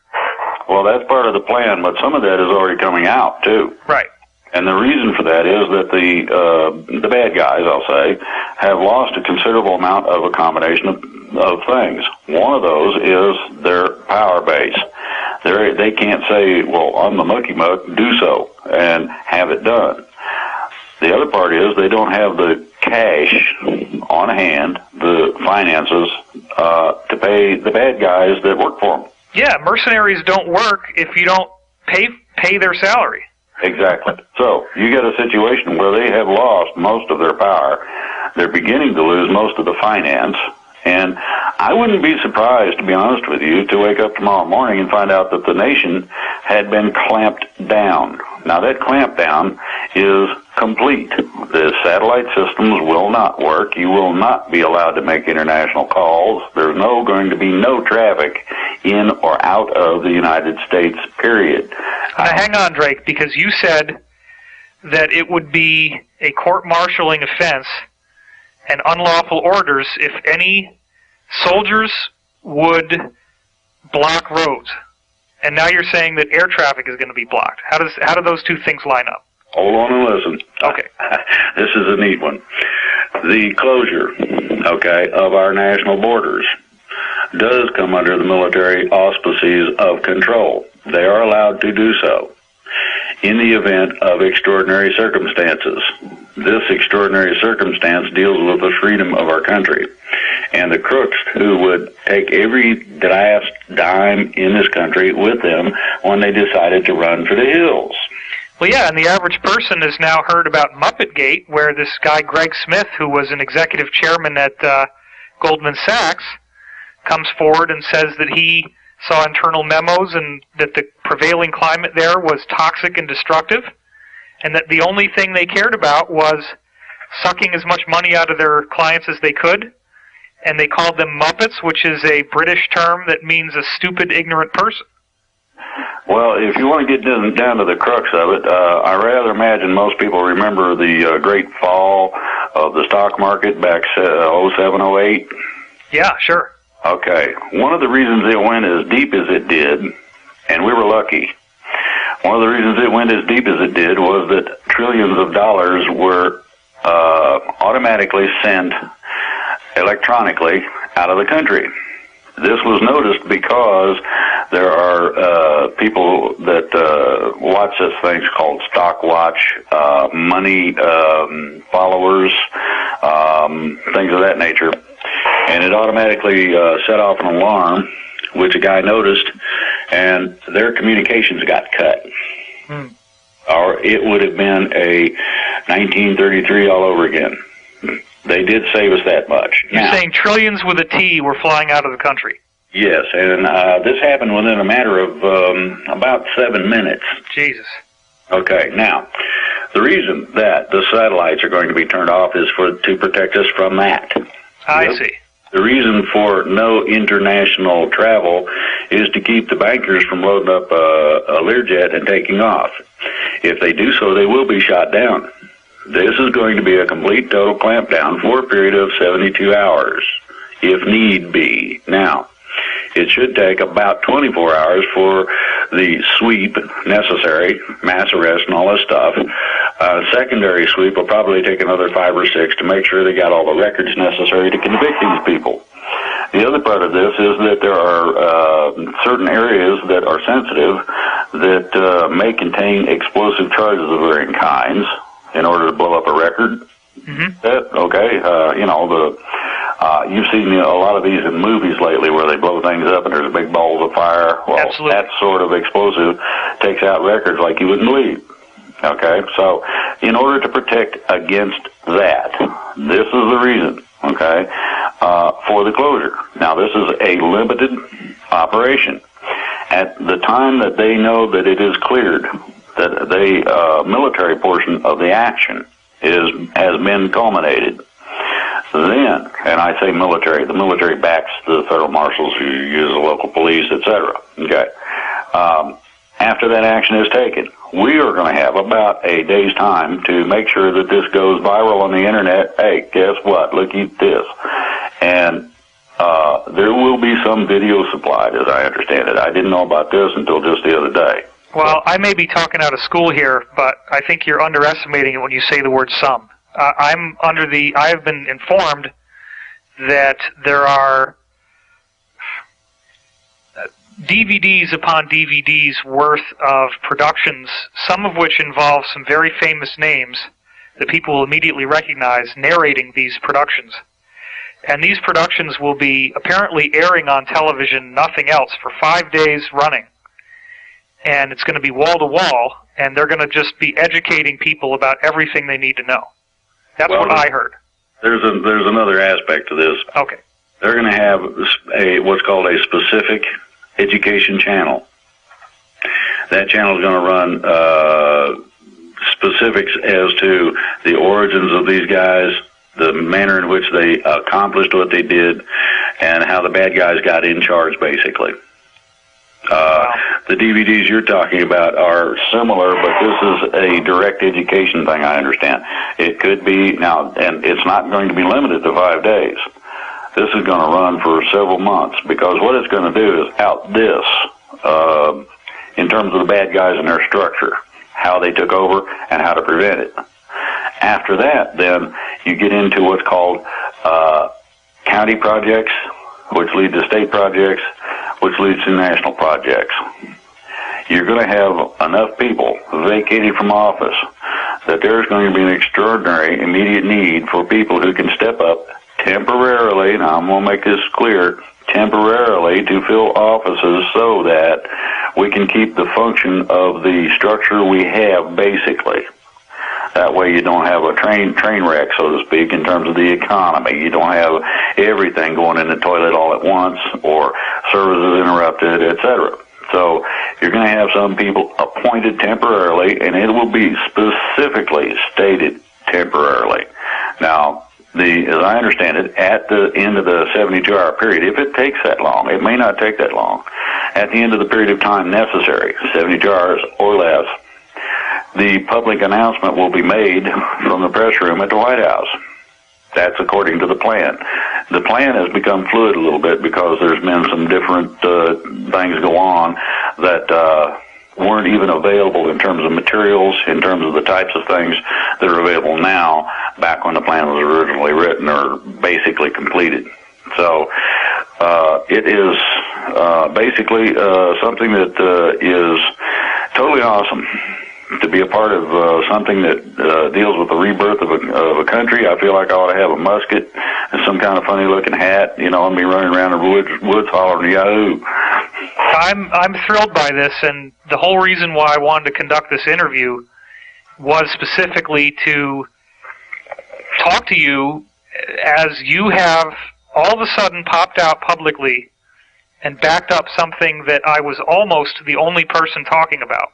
But I do want to make it clear that despite the fact that there's all this hate about me on the internet, and I am primarily a guy who writes about UFOs,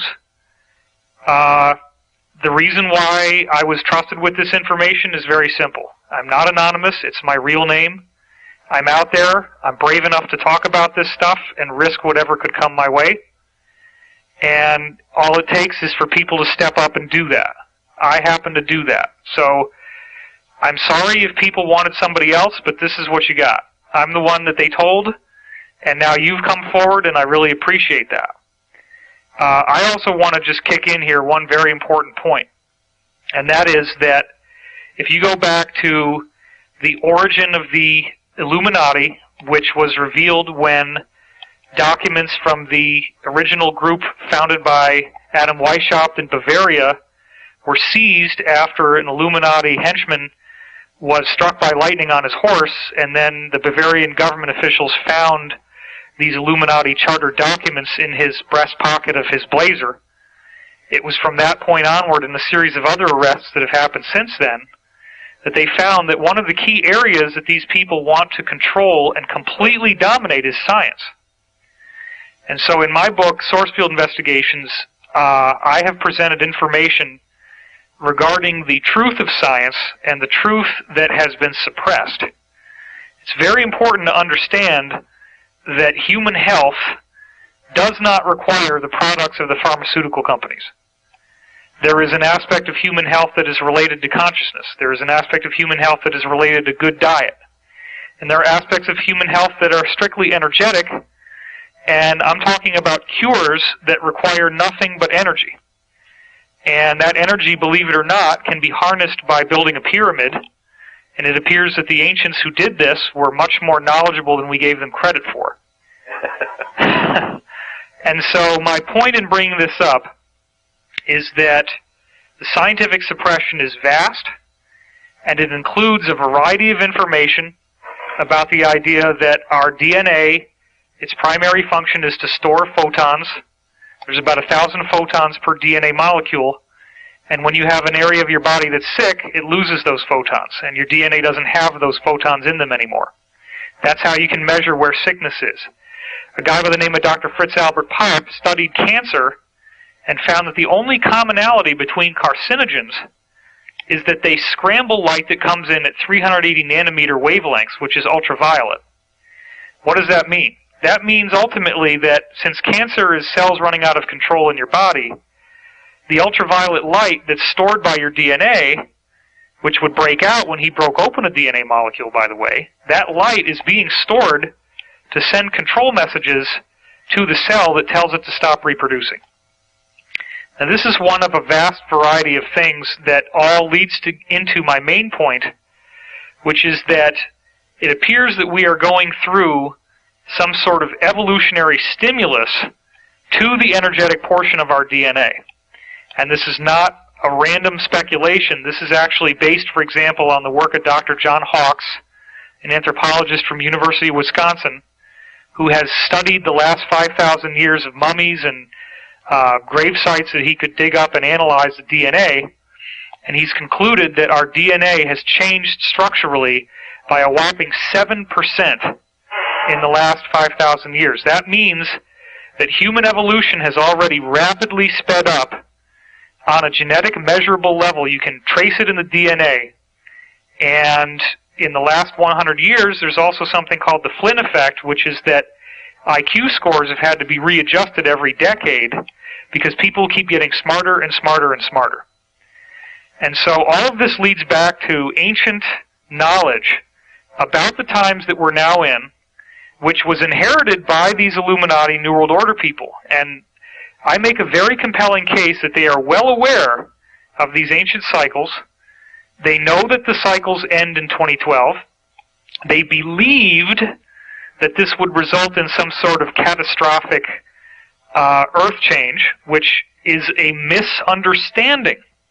I want to make that point very clear if I bring this up at all. That is that the origins of these ancient prophecies can be traced back to two ancient civilizations, one of which was in Antarctica, which we call Atlantis, the other of which was in what's now Siberia. The Earth's position did shift at that time, but according to a variety of credible threads of evidence that I've tied together, it was actually the result of nuclear weapons being used. People don't realize that the Earth was home to very advanced civilizations that lost their technology because 90-95% of beachfront property, which is where everybody wanted to live, was inundated. But these people had very advanced knowledge, and that knowledge was passed down from the Siberian strain to Iran in the form of Zoroastrianism, to India in the form of Hinduism, and on into Europe. So you got to go back to Zoroastrian and Hindu prophecy. What did they say about what was going to happen in the times that we're now in? Because everything else, and this includes Hebrew prophecy, Christian prophecy, Islamic prophecy, you name it, they all trace back to these original seed teachings. When you read the original seed teachings, the Zoroastrians say that we're going to go into a period they call Phrosokererti, which is where time changes. Something very intrinsic happens that changes the nature of our reality.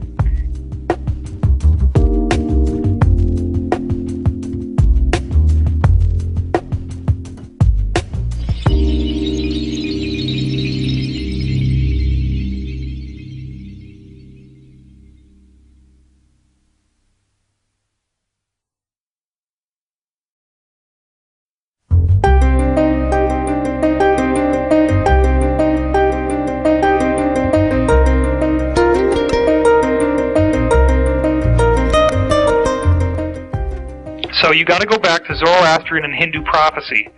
What did they say about what was going to happen in the times that we're now in? Because everything else, and this includes Hebrew prophecy, Christian prophecy, Islamic prophecy, you name it, they all trace back to these original seed teachings. When you read the original seed teachings, the Zoroastrians say that we're going to go into a period they call Phrosokererti, which is where time changes. Something very intrinsic happens that changes the nature of our reality. And it's always been a mystery as to what exactly do they mean by that. Same thing with Egyptian prophecy. Same thing with ancient Greek prophecy that they inherited. It all keeps going back to, the Hindus said this too, the coming of a golden age. It's been widely misconstrued that this was going to lead to some sort of catastrophic disaster. What it really says, if you go back to the Hindu prophecy, for example, is that great saviors would come to the planet, and they didn't specify exactly what that was, but that it would turn things around in such a dramatic fashion that evil would be completely wiped out. And if you go back to the Zoroastrian prophecy, the time of Phrosokererti I was speaking of, it says that evil actually withers away due to the concentrated and focused efforts of the just. And so what I believe is that here we are talking on this radio program, we're doing our own humble best to do what's right for the planet, and in some greater incomprehensible framework that we may not be able to fully understand, our ancient mothers and fathers squirreled away these prophecies for us today to let us know that things are going to be okay, that we can do this, and that what will happen once we uncork the bottle of the suppressed science, which has been deliberately held down, the benefits that we gain at that point are so much different than the society we have right now that it is literally equivalent to a dimensional shift. It is literally a coming golden age once the technologies are set free, and once people have such a massive awakening about the level of wrong that's been done. I believe that there will be a wave of compassion and a wave of sentience that people will have where they say, my God, Hitler was just a footnote.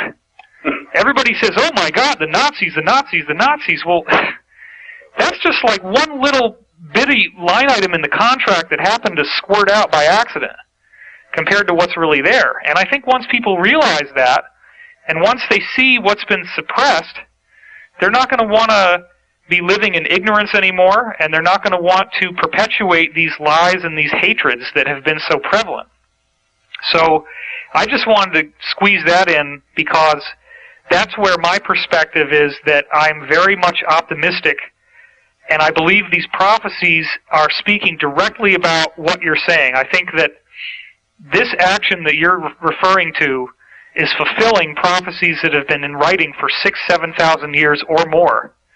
And we're actually watching now how they're going to be fulfilled, and for me that's extremely exciting. Well, the other part of it is that my understanding is that as we progress with this process, and I'm saying we, collectively, Americans, everybody that lives here, my understanding is that all of these things that have been hidden for so long are going to be exposed very publicly. These things that have not been taught are going to be taught, and that sort of thing. So imagine now a nation without secrets. Imagine not having to worry about somebody doing something funny in the dark, in a closet, where you can't see them. Pretty simple. And I've also done research in the areas you're talking about, and I found this to be extraordinarily interesting because the tablet that goes next to the law tablet of the Sumerians that they took from, they said, antiquity, also covers what you just said in terms of what is to come. And that was the part that I left that out simply. I don't deal with with a lot of the things that you do. That's not what I do. I have a tendency to be able to open doors, and I don't know how that works. I guess God's doing that, or something beyond what I can understand. And to be able to be a part, like I said, of setting a nation free again, I'm thinking about when I was around in the 1950s. And I'm thinking about how much fun we could have back then and not have to worry about being in serious trouble. Teenagers today get felony arrests for stuff we used to do all the time, and the police would get real upset with us, take us home, and Mom and Dad would definitely, I'd rather have a felony arrest than have what my Mom and Dad really wanted to do to me. Quite that simple. The ideology of morality can be contained very simply. How would you want to be treated in a situation? Or, how do you act? Now, people are going to want to know what to do. The secret to it is locally. You go down to the local level, get to know your neighbors. You get to know what's going on in the small town that's close to you where you go buy groceries. You find out what the problems are. If there's something you can do to solve a problem, go ahead and take care of it. You'll be amazed how many people appreciate it. They may not know you did it. And you don't have to worry about it. You know you took care of something. And this can grow into anything. This is what's called a county project. This is listed on Oath Keepers. This is listed on freedomrange.us, our website. And it gives you the information necessary to be able to be the person you really know you can be. And, think about not having to have guns anymore because you don't have to worry about it. Now, there might be a problem. I don't know, David, how far the research has gone in terms of what our relationship to the animals are going to be, but I've had at least one mountain lion out here that decided to take exception and thought I was lunch, and so I took a shot in his direction, and he decided that wasn't a good idea, or she, and everything's fine. I got his fed a few days later when it was out there, and I happened to walk out on the porch. So it knows who I am and knows that I'm not something necessarily that's on the menu anymore. Wow. And that's, other than that, I don't have any concerns. I love nature. I wouldn't live in the woods if I didn't. So, these are just, a few ideas. But think of something where you don't have these secrets. And David mentioned the sciences. I'm going to suggest that it goes even further than the sciences. It's going to require rebuilding a lot of the basic manufacturing so we can build these machines that treat people for diseases and take care of them. We're going to need farming. Whether the ascension, as a lot of people refer to it, or change in dimension, or whatever this great change that's supposed to be so great and beneficial does, I don't know. I have not been given that information. But the golden age is there. It's mentioned in the Sumerian tablets, and that's like 11,000 years ago. So if they knew about it back then, and the Maya picked it up and did a calendar that actually supersedes time, these guys are unwashed savages, and they knew about this? Okay. That tells me that somebody was a really, really good scientist. And out comes the knowledge, and away we go.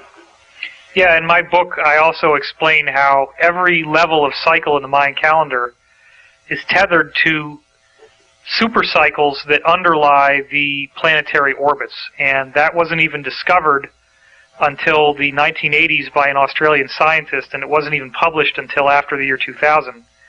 And yet, how did they know? Somebody had to tell them. There you go. So another thing I just want to say here, because we're on 2 hours now, and I want to honor people's time. Go for it. Is that you're probably used to speaking on shows that are essentially Americentric. They're speaking to the patriots and the people who are wanting to defend freedom in America. We haven't talked about, obviously, the fact that there, as you said, is a G20, and there are other countries in which there are plenty of cabal conspirators involved in this whole thing. Have you been given any information as to this operation outside the continental United States? Yes, I got some interesting information. Let's see, I'd say over the last 2 weeks. One of the things that's been going on is that the small nations of the world are getting tired of the bad guys that were operating out of the United States coming in and snatching up everything of value and then disappearing and leaving them in the dirt. Consequently, they got together and decided that was not cool. The other thing that they have is financial backing that is ancient. Now, by that I mean the original Chinese rulers, people in Taiwan, people in Vietnam. They're all throughout the eastern areas. This deals with the extraordinary accounts called global settlement accounts and things of that nature, as well as a funding organization. Benjamin Fulford has mentioned this extremely. Now, one of the things that took place recently, and this was something that I was really following closely, I found a couple of places that note world financial changes. One of those changes is that the unallied nations finally formulated an agreement. And the agreement was that they would have their own financial system. And that basically started last Thursday in terms of being operational. They actually turned it on for the first time to see that everything worked. Friday they tested it. Saturday they tested it for real in terms of transfer of small amounts of money back and forth so nobody noticed. And Sunday they gave the thing a rest, put it on standby, and they turned it on Monday morning. And I thought this was really neat. I didn't say anything to anybody. So here you have, and there's about 200 nations, give or take, out there.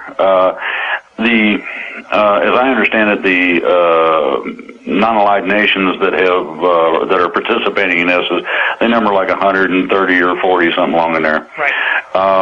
But they have stepped outside of the financial control of the G5, G20. They are outside of that and offer an immunity to the capability of these bad guys to get a hold of any finance. This is the reason that the Eurozone's having such troubles. This is the reason that the United States is looking real iffy, and it goes on from there.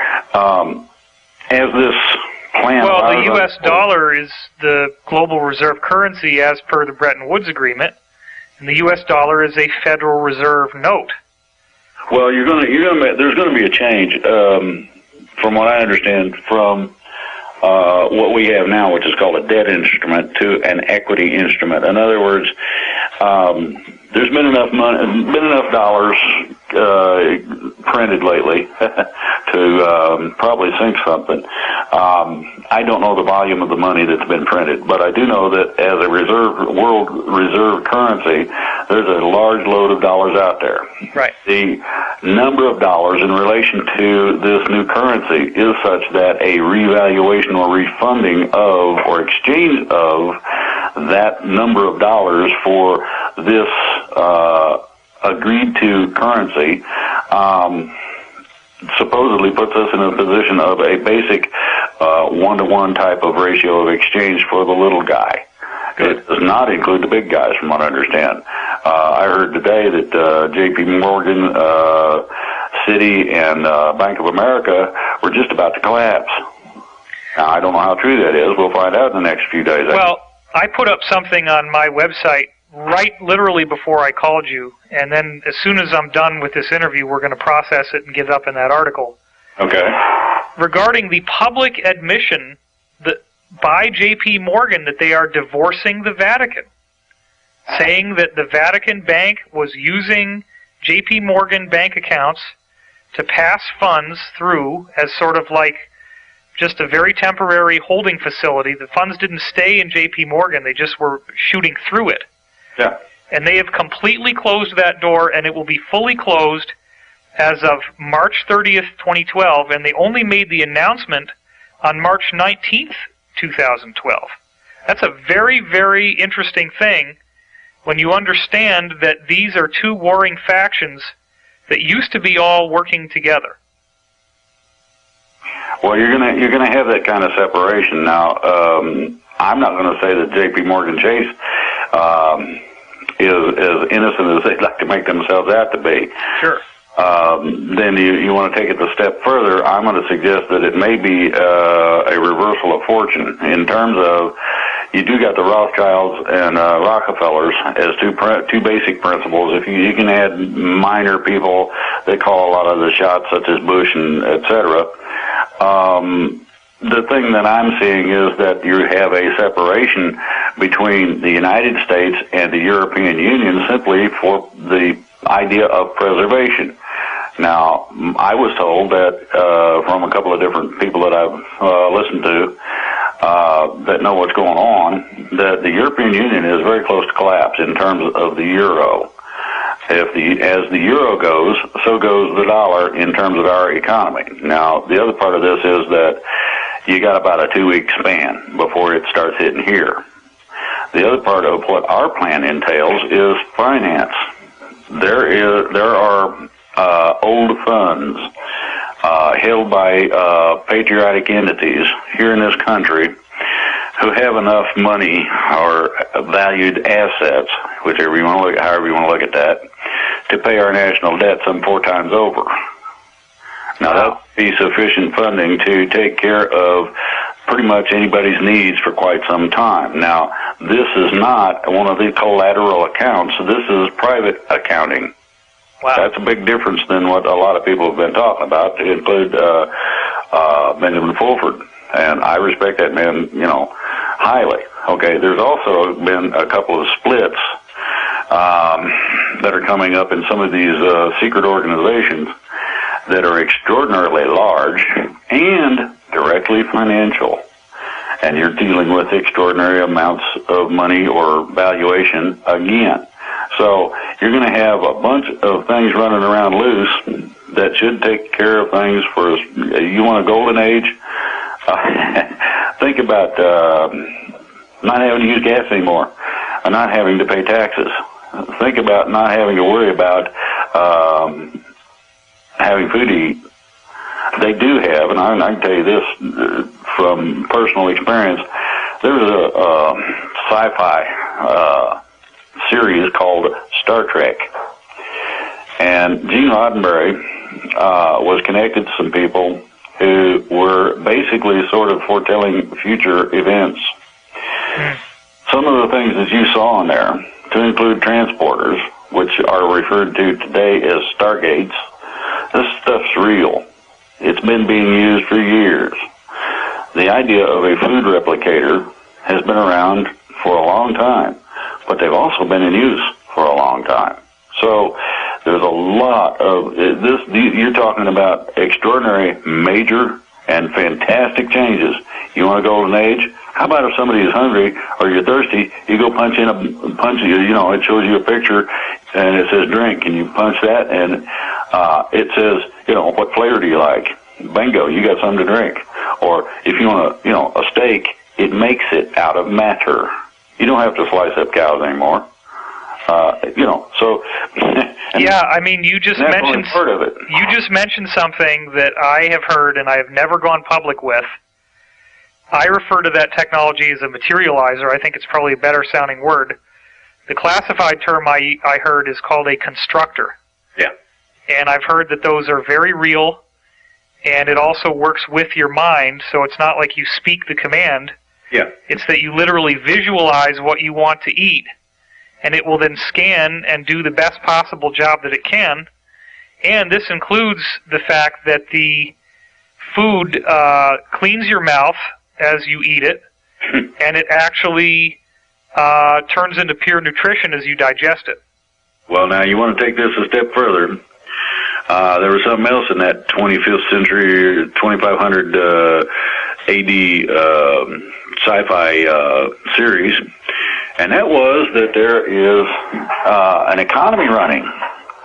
Everybody's running around doing stuff. People are getting food and et cetera. They got clothes, place to live. And you might note one thing, and this is something that wasn't taken into consideration in terms of getting into details, but it was a moneyless society. That's right. Now, a lot of somebody's in 10 forward and they want a drink, they're not plunking down coins to get it. Exactly.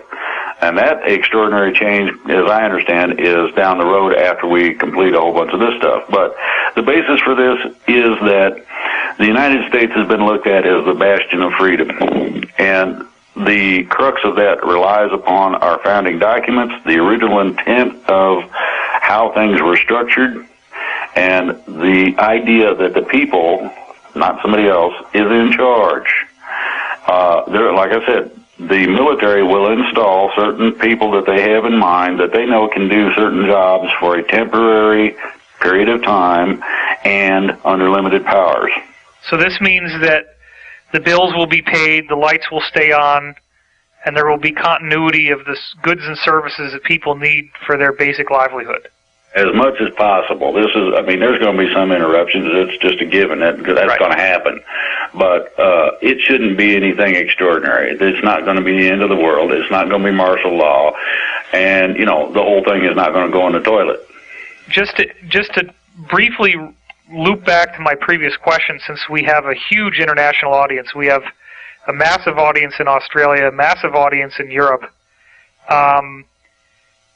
Do you personally, because I have my own intuition and intel on this, but do you personally have knowledge of there being a coordination in which the mass arrests in the United States will correlate with similar police actions in other countries as well?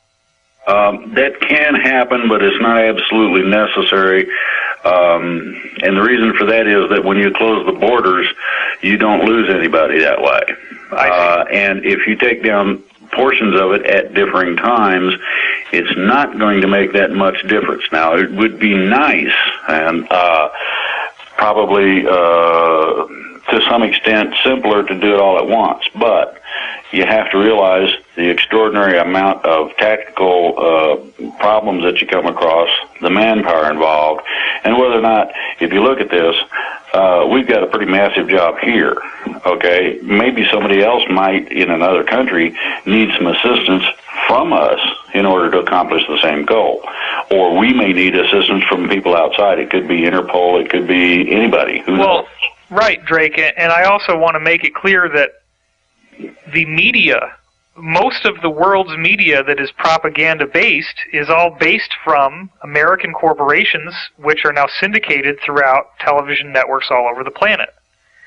And so, therefore, when you break the back of the Leviathan in this country, we're already seeing right now much more truth being told in the British press and in the news media of many other countries, and I would bet dollars to donuts that once this mass uprising occurs in the U.S., the people are going to realize the lies that have been told, and those in other countries who have been part of the problem, who probably will be named when this happens, are going to have to scoot very quickly and find themselves a very, very distant hiding place, because they're not going to be able to operate publicly, they're not going to be able to stay in their homes, because people are going to be really pissed when they find out what's been done to them. That's part of it, but what you have to remember is that there's two ways that these people operate. One is covert, or under the covers, out of sight, that sort of thing, and one is out in the open. The European portion of this has been more out in the open. I don't know if everybody's noticed or not, but there's a large load of resignations, retirements, and arrests. And I thought it was interesting to find out from one source that supposedly the people here are running for cover too. The only problem is I hadn't heard anything about it. So I did a little investigation of my own and asked a couple of people I know personally, and lo and behold, what's happening is that they're not resigning and they're not surrendering. What they're doing is they are taking permanent foreign vacations. They're just simply walking out, collecting the family with a bag full of money, and going. Now, the problem with that is that the agreements that, as I understand, that are in place is that we are allowed to go get them wherever they go. And wow. Shame on anybody that's in the way. Now, I do not know of a country on the planet who could withstand the full force of the United States military. Especially when you got the whole civilian population screaming for blood. So, yeah, there's going to be, I would imagine there's going to be hangings. You're going to have people jumping out of windows here and there. You probably have some gunfights. I do not want to see the riotous lynch mob attitude from anybody. Neither do I. The idea of tearing up your neighborhood because somebody told you that you were black is ludicrous and stupid. You got people in the neighborhood that lived there for years. They make the living out of that store, and you're going to screw it up for them? That's real intelligent. I wonder what you're going to do with the people that normally would work there.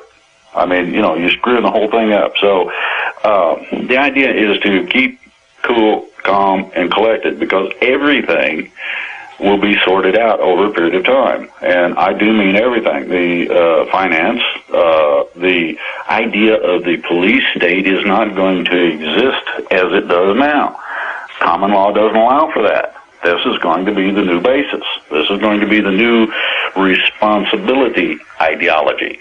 Now, if you're not going to be responsible, somebody's liable to snatch you up and confine you or something, or put you to work someplace, possibly doing something or being someplace you don't want to be or doing something you don't like. Cleaning outhouses ain't cool. So, it's going to be reoriented to the old-fashioned basis in the 50s. Some things you didn't do because you knew mom and dad would kill you if you did it. And you knew that it wasn't right anyway. So you didn't do it. But you could go out and scream, holler, jump, run, roll in the grass, ride your bike at 5,000 miles an hour, whatever you wanted to do, and you didn't get in trouble for it. Okay? The kids today don't get to do that because of the load of information, and it's mostly not correct, that's being put out by the education system, that they got to learn something that doesn't fit with them. It disagrees with the idea of memorizing certain things because it's false. Lies do not fit well within the brain, period. And these people have changed the history books and a whole bunch of other stuff and lied to you terribly, and this is why the stuff don't go in your head well. Your brain is made by God, not by man. God knows the difference between right and wrong, and consequently, so do you. It's a little thing, that little voice, it's conscience tells you what's, do this, don't do that. Okay? Real simply, the lies don't fit. That's why they're so hard to cram in your head. And thankfully, the Founding Fathers, I learned this from my own legal research, put provisions in the United States Constitution that stipulate that conscience supersedes the written law. In other words, if conscience is very clear about something, then what's written cannot go against that. And that's in the Constitution. It's not something most people talk about, but it's definitely in there. Exactly. But the premise of what I'm saying is the reason that the education is so difficult, the reason it's so hard to learn stuff, is simply because it ain't right. Yes. It's like eating something that's going to upset your stomach. Now, you get a steady diet of that, and you're going to have some problems. And this is basically what the difference between real education and what they're giving out now, that's the difference between it. This is why everybody's having such a problem. You don't need to do all of what's being done in terms of information overload in order to accomplish the goals that we have set before us. You're going to have to be smarter than you think you are, and that comes with the territory. But you can, and I have found this to be true, anybody who really decides they're going to do it, there's not too much that a person can't do. So, the education system's changing, the tax system's changing, the money system's changing, the government's going to flip itself on its head. These are not little simple changes, and everybody needs to pay attention to that fact and realize that it's serious, and it's already on its way, and there's nothing nobody can do to stop it. The United States can't pay its debt, therefore the currency is going in the toilet, and is going to be replaced with something of equitable value rather than a debt instrument, which is what you have now in the way of money. That's a given. You have to do that. There's going to be barter and trade. There's a lot of things that are going to change. Go ahead. I'm sorry, David. Well, what about national sovereignty? One of the other things everybody's so paranoid about is, New World Order, they want to take away my country and just merge us all into some gigantic octopus. No, that was what the bad guys had in mind for us. That's what the FEMA camps were built for. They're going to reduce the population and all this other happy stuff. What's going to happen is that, yes, we're going to become world conscious, meaning that you're going to be aware of the Chinese, Japanese, whomever you're dealing with, the Russians, whoever. They will also have to be conscious of us. There will be much more friendly compliance in terms of trying to accomplish things than has ever happened before for one simple fact. Sovereignty, yes, or no. Now, nobody. War is good for absolutely nothing, just like the song says. The idea of war has been stepped on. Now, people don't believe in ETs, but I'm going to tell you something. There's a thing called law of averages. Any gambler knows that trying to pull in a 5-card draw game, a royal flush, is extraordinarily difficult. You cannot have more than, on average, 10 out of 100 guns that won't fire at the same time. And yet, recently, there's been whole armies and groups of troops that have had all misfires. You put a battalion online, you aim at the enemy and pull the trigger and it goes clink. That's not possible, I'm sorry. Somebody screwed with something. Right. I don't know what it was, don't care. I'm just glad that it worked. It's sort of like The Day the Earth Stood Still. That movie is excellent. All he did was turn electricity off for about 10 minutes, and it screwed everybody's mind up. Yeah. And these are the kind of things of proof that are going to be readily available in very near future. This is not very far down the road. The thing that's going on now is tactical positioning. They're getting ready to do this, and I'm hoping that it happens sooner than later. I wish it was last week, but I'm not in charge, so, I don't really know. But I listen to some people that do, deal with these things. That's how come I know what I know. Yeah, there are windows that already came and went for when they were considering possibly doing this, but what I've heard is that they're not giving out specific dates now because they don't want something else to come along that changes the window and then have everybody get disappointed. Well, not only that, but the bad guys are liable to put a roadblock in, or, of course, roll a landmine up under your truck or something while you're driving down the road, and that's not fun either. But they're really pushing the envelope too. I mean, they're trying to get away with as much as they can because they know the window is very narrow of how much time they've got. So they're passing executive orders and doing all this crazy stuff in this last gasp, which is ironic because the more of this kind of stuff they do, the faster they bring about their own demise. Exactly. Because what they're doing is they're spending their ammunition. It's kind of like when you're running, you want to make sure you don't run out of bullets when you got bad guys coming at you. And right. When they're shooting at you, you need to be able to shoot back. If you don't, you get a problem. So the ammunition, you have to look at the ammunition they're shooting. Now, in some cases, they have done a lot of different things, but lately, the ammunition has been simply press or hollow or without meaning. Right. So that's a big difference. That's like shooting a blank. Yeah, it's a psyop. Yeah. It doesn't have any tactical advantage other than the psychological advantage. Yeah, they want to psych everybody out and make people real nervous and scared and this and that. And if we go back in military history and we look at how Hitler was defeated, basically his communications had been secretly tapped. He didn't realize this. Winston Churchill had to make the terrible decision of allowing his own family to be bombed in London, knowing that if he gave it away, they wouldn't be able to win the war.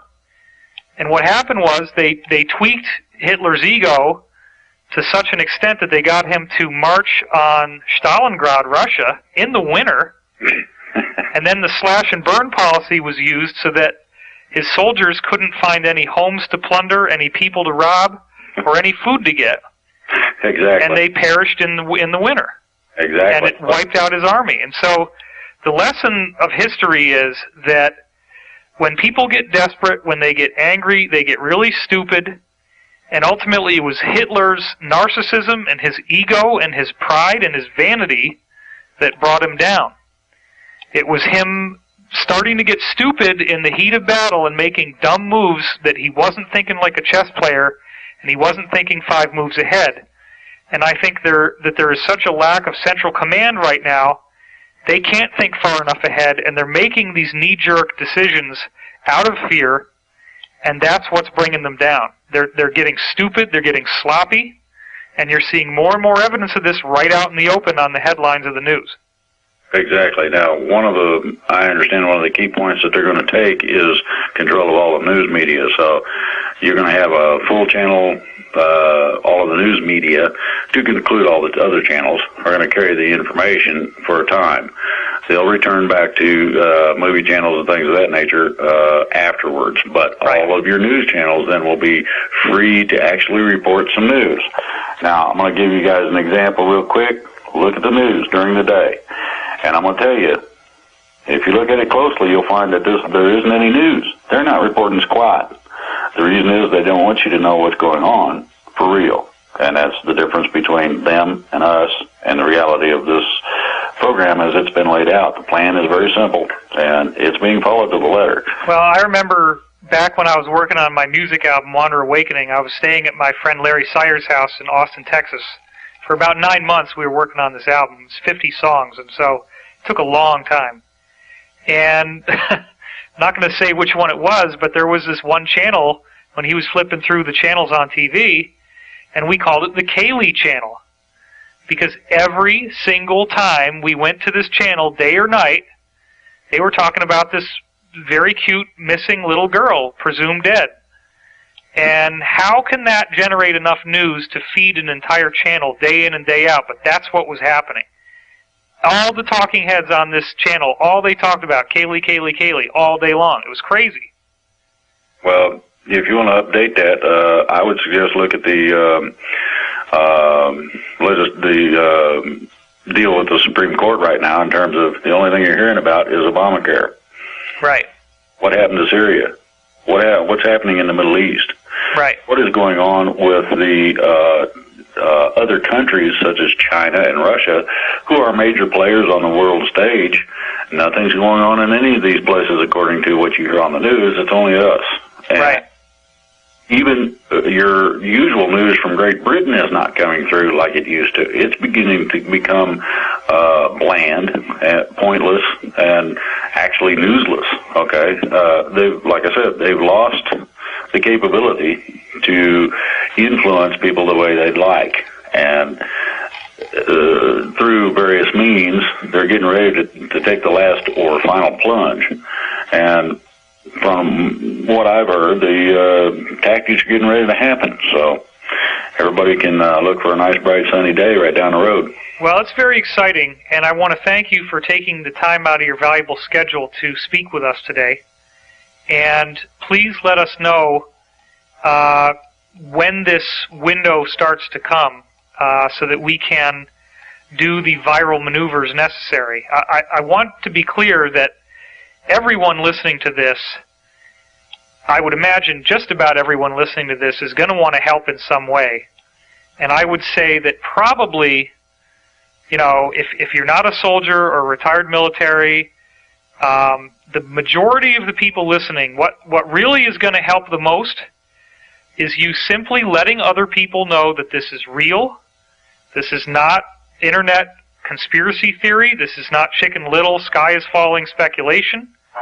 This is a plan that, as you said, Drake, was already a 5-inch thick document in 1979. They've been building up to this for a long time. Action is going to be taken. It's too late to be reversed. It's not a question of if, it's a question of when.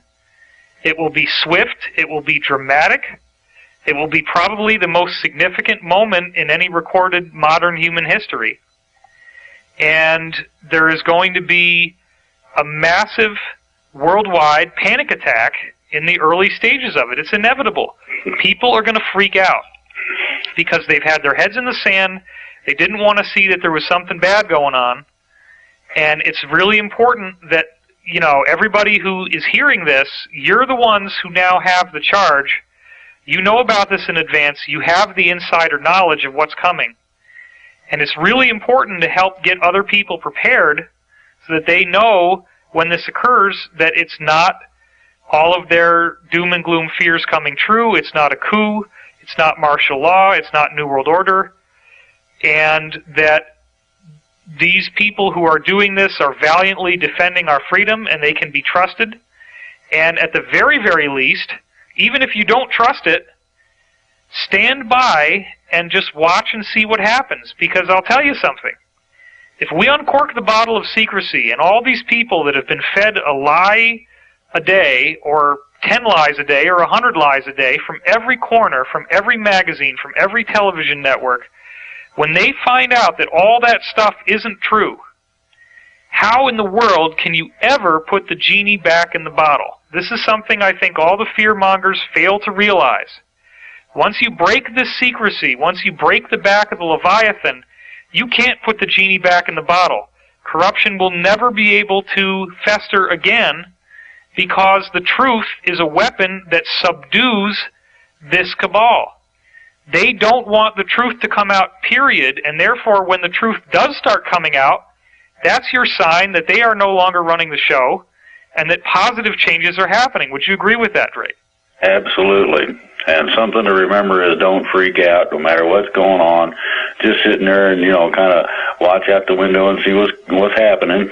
You probably won't notice any difference between one day and another, other than that the news will probably go ballistic.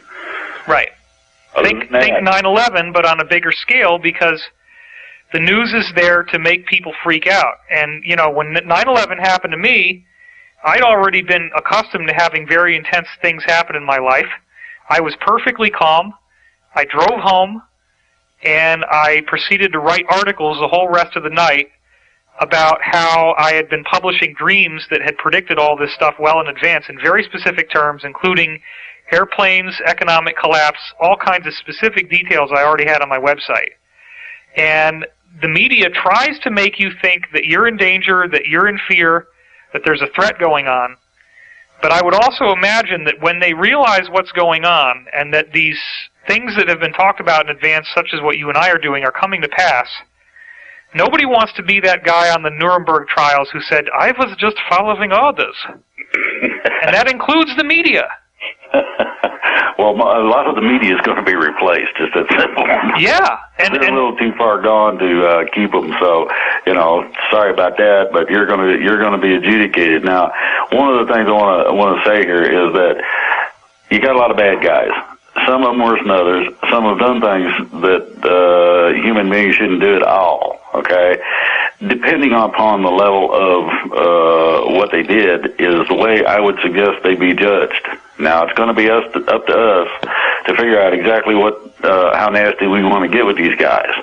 However, you might want to consider keeping a few of them around simply so that they can show you what they did, how they did it, so that we can make sure it don't happen or can't happen again, and we can find that little closet that they had specially built into the house where the record boxes are at. There's a lot of advantages to treating people a certain way. Well, and I also want to make it clear that Hitler's actions against the Jews were felt justified by the people because the Jews were blamed for everything that's wrong. Exactly. And in a lot of cases, what you're dealing with when you talk about Illuminati, in truth, is a vast, multinational, secret combination of a huge number of different corporate entities, military entities, governmental entities, everything. Mm-hmm. And there are many, many levels of that hierarchy of people who would be killed if they tried to get out. And in my view, probably the greatest travesty of all in this whole situation is that all these folks on the internet who are into the conspiracy stuff, they're out there thinking that everybody who can have this label put on them is equally culpable and equally evil, when in fact, as a whistleblower named Savali has said from the Illuminati perspective, the majority of these people don't want to be in it, they hate what's going on, they hate doing their jobs, and they would do anything to get out, but they know they would be killed and tortured, and everyone they love killed and tortured if they did. And so you better believe that there's going to be a lot of people who are brave patriots who deserve to be given amnesty and given a chance to testify to what happened in exchange for some degree of clemency so that they can help fish out who the real problems are and be given a chance to reform. I think that it's a fatal mistake for us to embrace a genocidal mindset and slap the word Illuminati on people and think that means they should be put to death, just like the Germans slapped the word Jews on somebody and put them to death. Well, I'm going to give a real simple illustration that everybody should think about. I'm sure everybody's heard about the IRS. Well, yep. I'm sure that everybody has heard about the massive record-keeping process that goes on. Sure. Now, somebody that sets the precedent of, let's go take this guy's house just because we can, that turkey needs to be dealt with rather harshly. Now, the guy that works for him, the clerk, the person that files, the person that answers the phone, might know how things work well enough that we can more quickly unwind the mess that's been made and at the same time exonerate what their actions were. I mean, you know, you got to eat, so you got to have a job, and the only job I can get is the one at the IRS, even though I got a degree, but at least I can eat and I can feed my family. So I'm going to be a clerk. And what I'm going to do is I'll eventually end up being senior file clerk. All he's doing is putting papers in a drawer. I can't say that he's the evil mother that came out and foreclosed on houses or put tax liens up somebody's whatever. That was the boss. Those are the people that we're after. A lot of them are going to turn too, because they do not want to bear the brunt of being strung up in a tree. Just that simple. And in Germany, there was a whole bunch of people got strung up and left in the public parks, strung up in trees. I don't advocate that. I don't advocate I don't like violence. Never have. But I'm not beyond pulling the trigger on somebody if I need to protect me or my wife. I don't necessarily feel that it's a good idea to go into, say, J.P. Morgan Chase and go after them with loaded guns, because some idiot is liable to pull the trigger even by accident and do something and cause something they don't want to happen. And you have to take the responsibility in the position that, well, we already got them. We can decide later if they need to be shot or hung or whatever happens to them. Some of them, I'm gonna say right now, even though I don't advocate violence, there's some of them need to be chopped up in little pieces before they're executed. Well, I'm serious. I know that you have the capability of looking in somebody's eyes and getting a reasonable feel for the condition of that person's soul or spirit. And I have looked into some of the eyes of some people, and it's blank, and it's dark, and they look back at you like you're on the menu. Right. And I personally am not going to put up with that, period. That person is either going to be executed or put away permanently by itself, whether it's male or female, doesn't make me any difference, and kept that way until they pass away or are executed for crimes or whatever. Well, I think that if you go back to that Sumerian common law you were referring to earlier, it's essentially something that I would argue is actually a universal principle, and that is that we don't harm other people. And if someone has done massive, massive harm to others, and that includes torturing people, killing people in large numbers, and doing it with a sadistic glee and people who are innocent, that we as a society do have the right to issue a death penalty. Now, some people are going to disagree with me on that and say the death penalty should never, ever, ever be done. But it's going to be difficult to argue otherwise with the number of people who are going to be upset and who are going to want to see some degree of justice occur. But all that being said, I think it's really important that we not be quick to do this and that we don't start making assumptions. I think that people have a right to a trial by jury, and I think that doing a bunch of shooting at the beginning is a terrible mistake, and it makes us no better than the people that we're attempting to supersede. And I think that these people do have a right to defend themselves, just as our law stipulates. I'm inclined to agree with that, but like I said, I don't advocate torture, and I don't like violence, but some people do need to be executed, and right. That's just how it is. But if you look at, for example, the South African Truth and Reconciliation Committee, some of that did happen. Yeah. But it happened in context of public hearings. Yeah. Right. Well, I think we pretty much covered it. I don't know of anything to add to this. I feel we've done a terrific job. About the only other thing I would add is just to second what you said about this bizarre situation that's happening with guns jamming on the battlefield. It's a pretty big issue. It's the main subject of the article I'm writing right now. There's been over 40 of these types of events that I'm aware of. I'm going to be detailing all of them in my article called Divine Intervention, which is on DivineCosmos.com. These are crazy events, and from what I've heard, and apparently now you're hearing the same thing, everybody in the Pentagon, good guys and bad guys, is aware that this is being done and that these actions are not singling out any one nation. They're actually going against anybody committing an act of aggression. You're absolutely right about the day the Earth stood still is an excellent point of comparison for that. And a teaching that seems to have been sort of like a time capsule of truth that we wouldn't realize exactly how prophetic it was until these moments actually started to happen for real. That movie was a documentary. It was not fiction. And, there's a series of very compelling pieces of evidence that are coming out, one of which is the Iran drone scandal, in which our best RQ-170 Sentinel drone is flying over Iran, and somehow they gained control of it and landed it intact, and they published the pictures of it on the internet, and everybody can see that. Now the thing is, what people may not realize is that the RQ-170 Sentinel drone uses a communication system that is quintuple encrypted and was believed completely impossible to be hacked.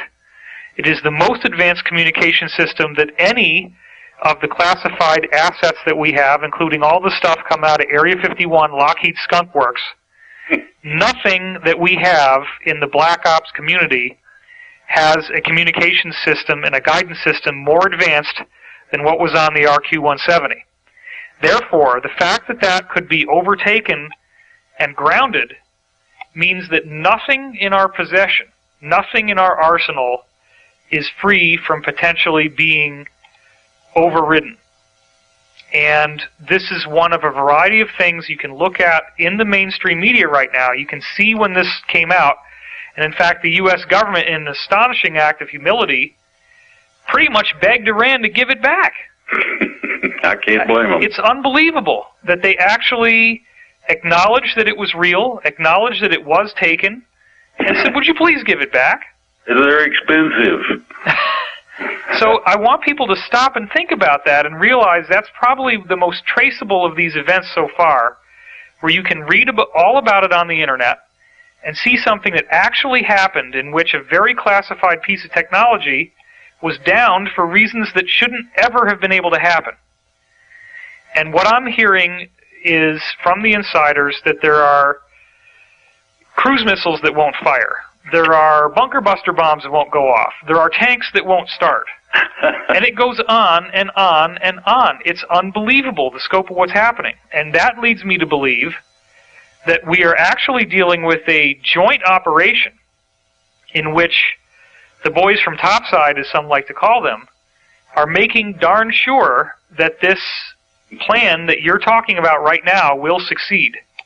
Because I heard a description that sort of I thought was pretty funny, but does fit. As I understand it, these guys were described as tree-hugging hippies from space that had a primary directive of non-interference. And what are you doing zapping me into Gaga land? That's a quote from somebody on a security thing. If somebody wants to know about us and as much as can be and wants to hear recordings, freedomreigns.us. That's all I got to say. Terrific. Drake, I thank you, and I encourage everyone, in this case, let's not worry about copyright. Let's distribute this. You can repost it. You can put it on the internet and put it under your own name, break it up into 1,000 different 10-minute sections, whatever you want to do. We need to get the word out. This is not, nobody's trying to profit off of this. So just spread the word. We're going to get the transcript done as soon as we can and let people know, because this is going to be the most significant event in history when it happens. And your role, you listening to this, is going to be to help calm people down, get them educated so that they're not going to freak out, and that this can happen in as orderly a fashion as possible. Well, David, I appreciate you having me on. I really do. Thank you, Drake. It's been my pleasure. And to everyone out there, God bless you, and keep up the good work. Thanks so much.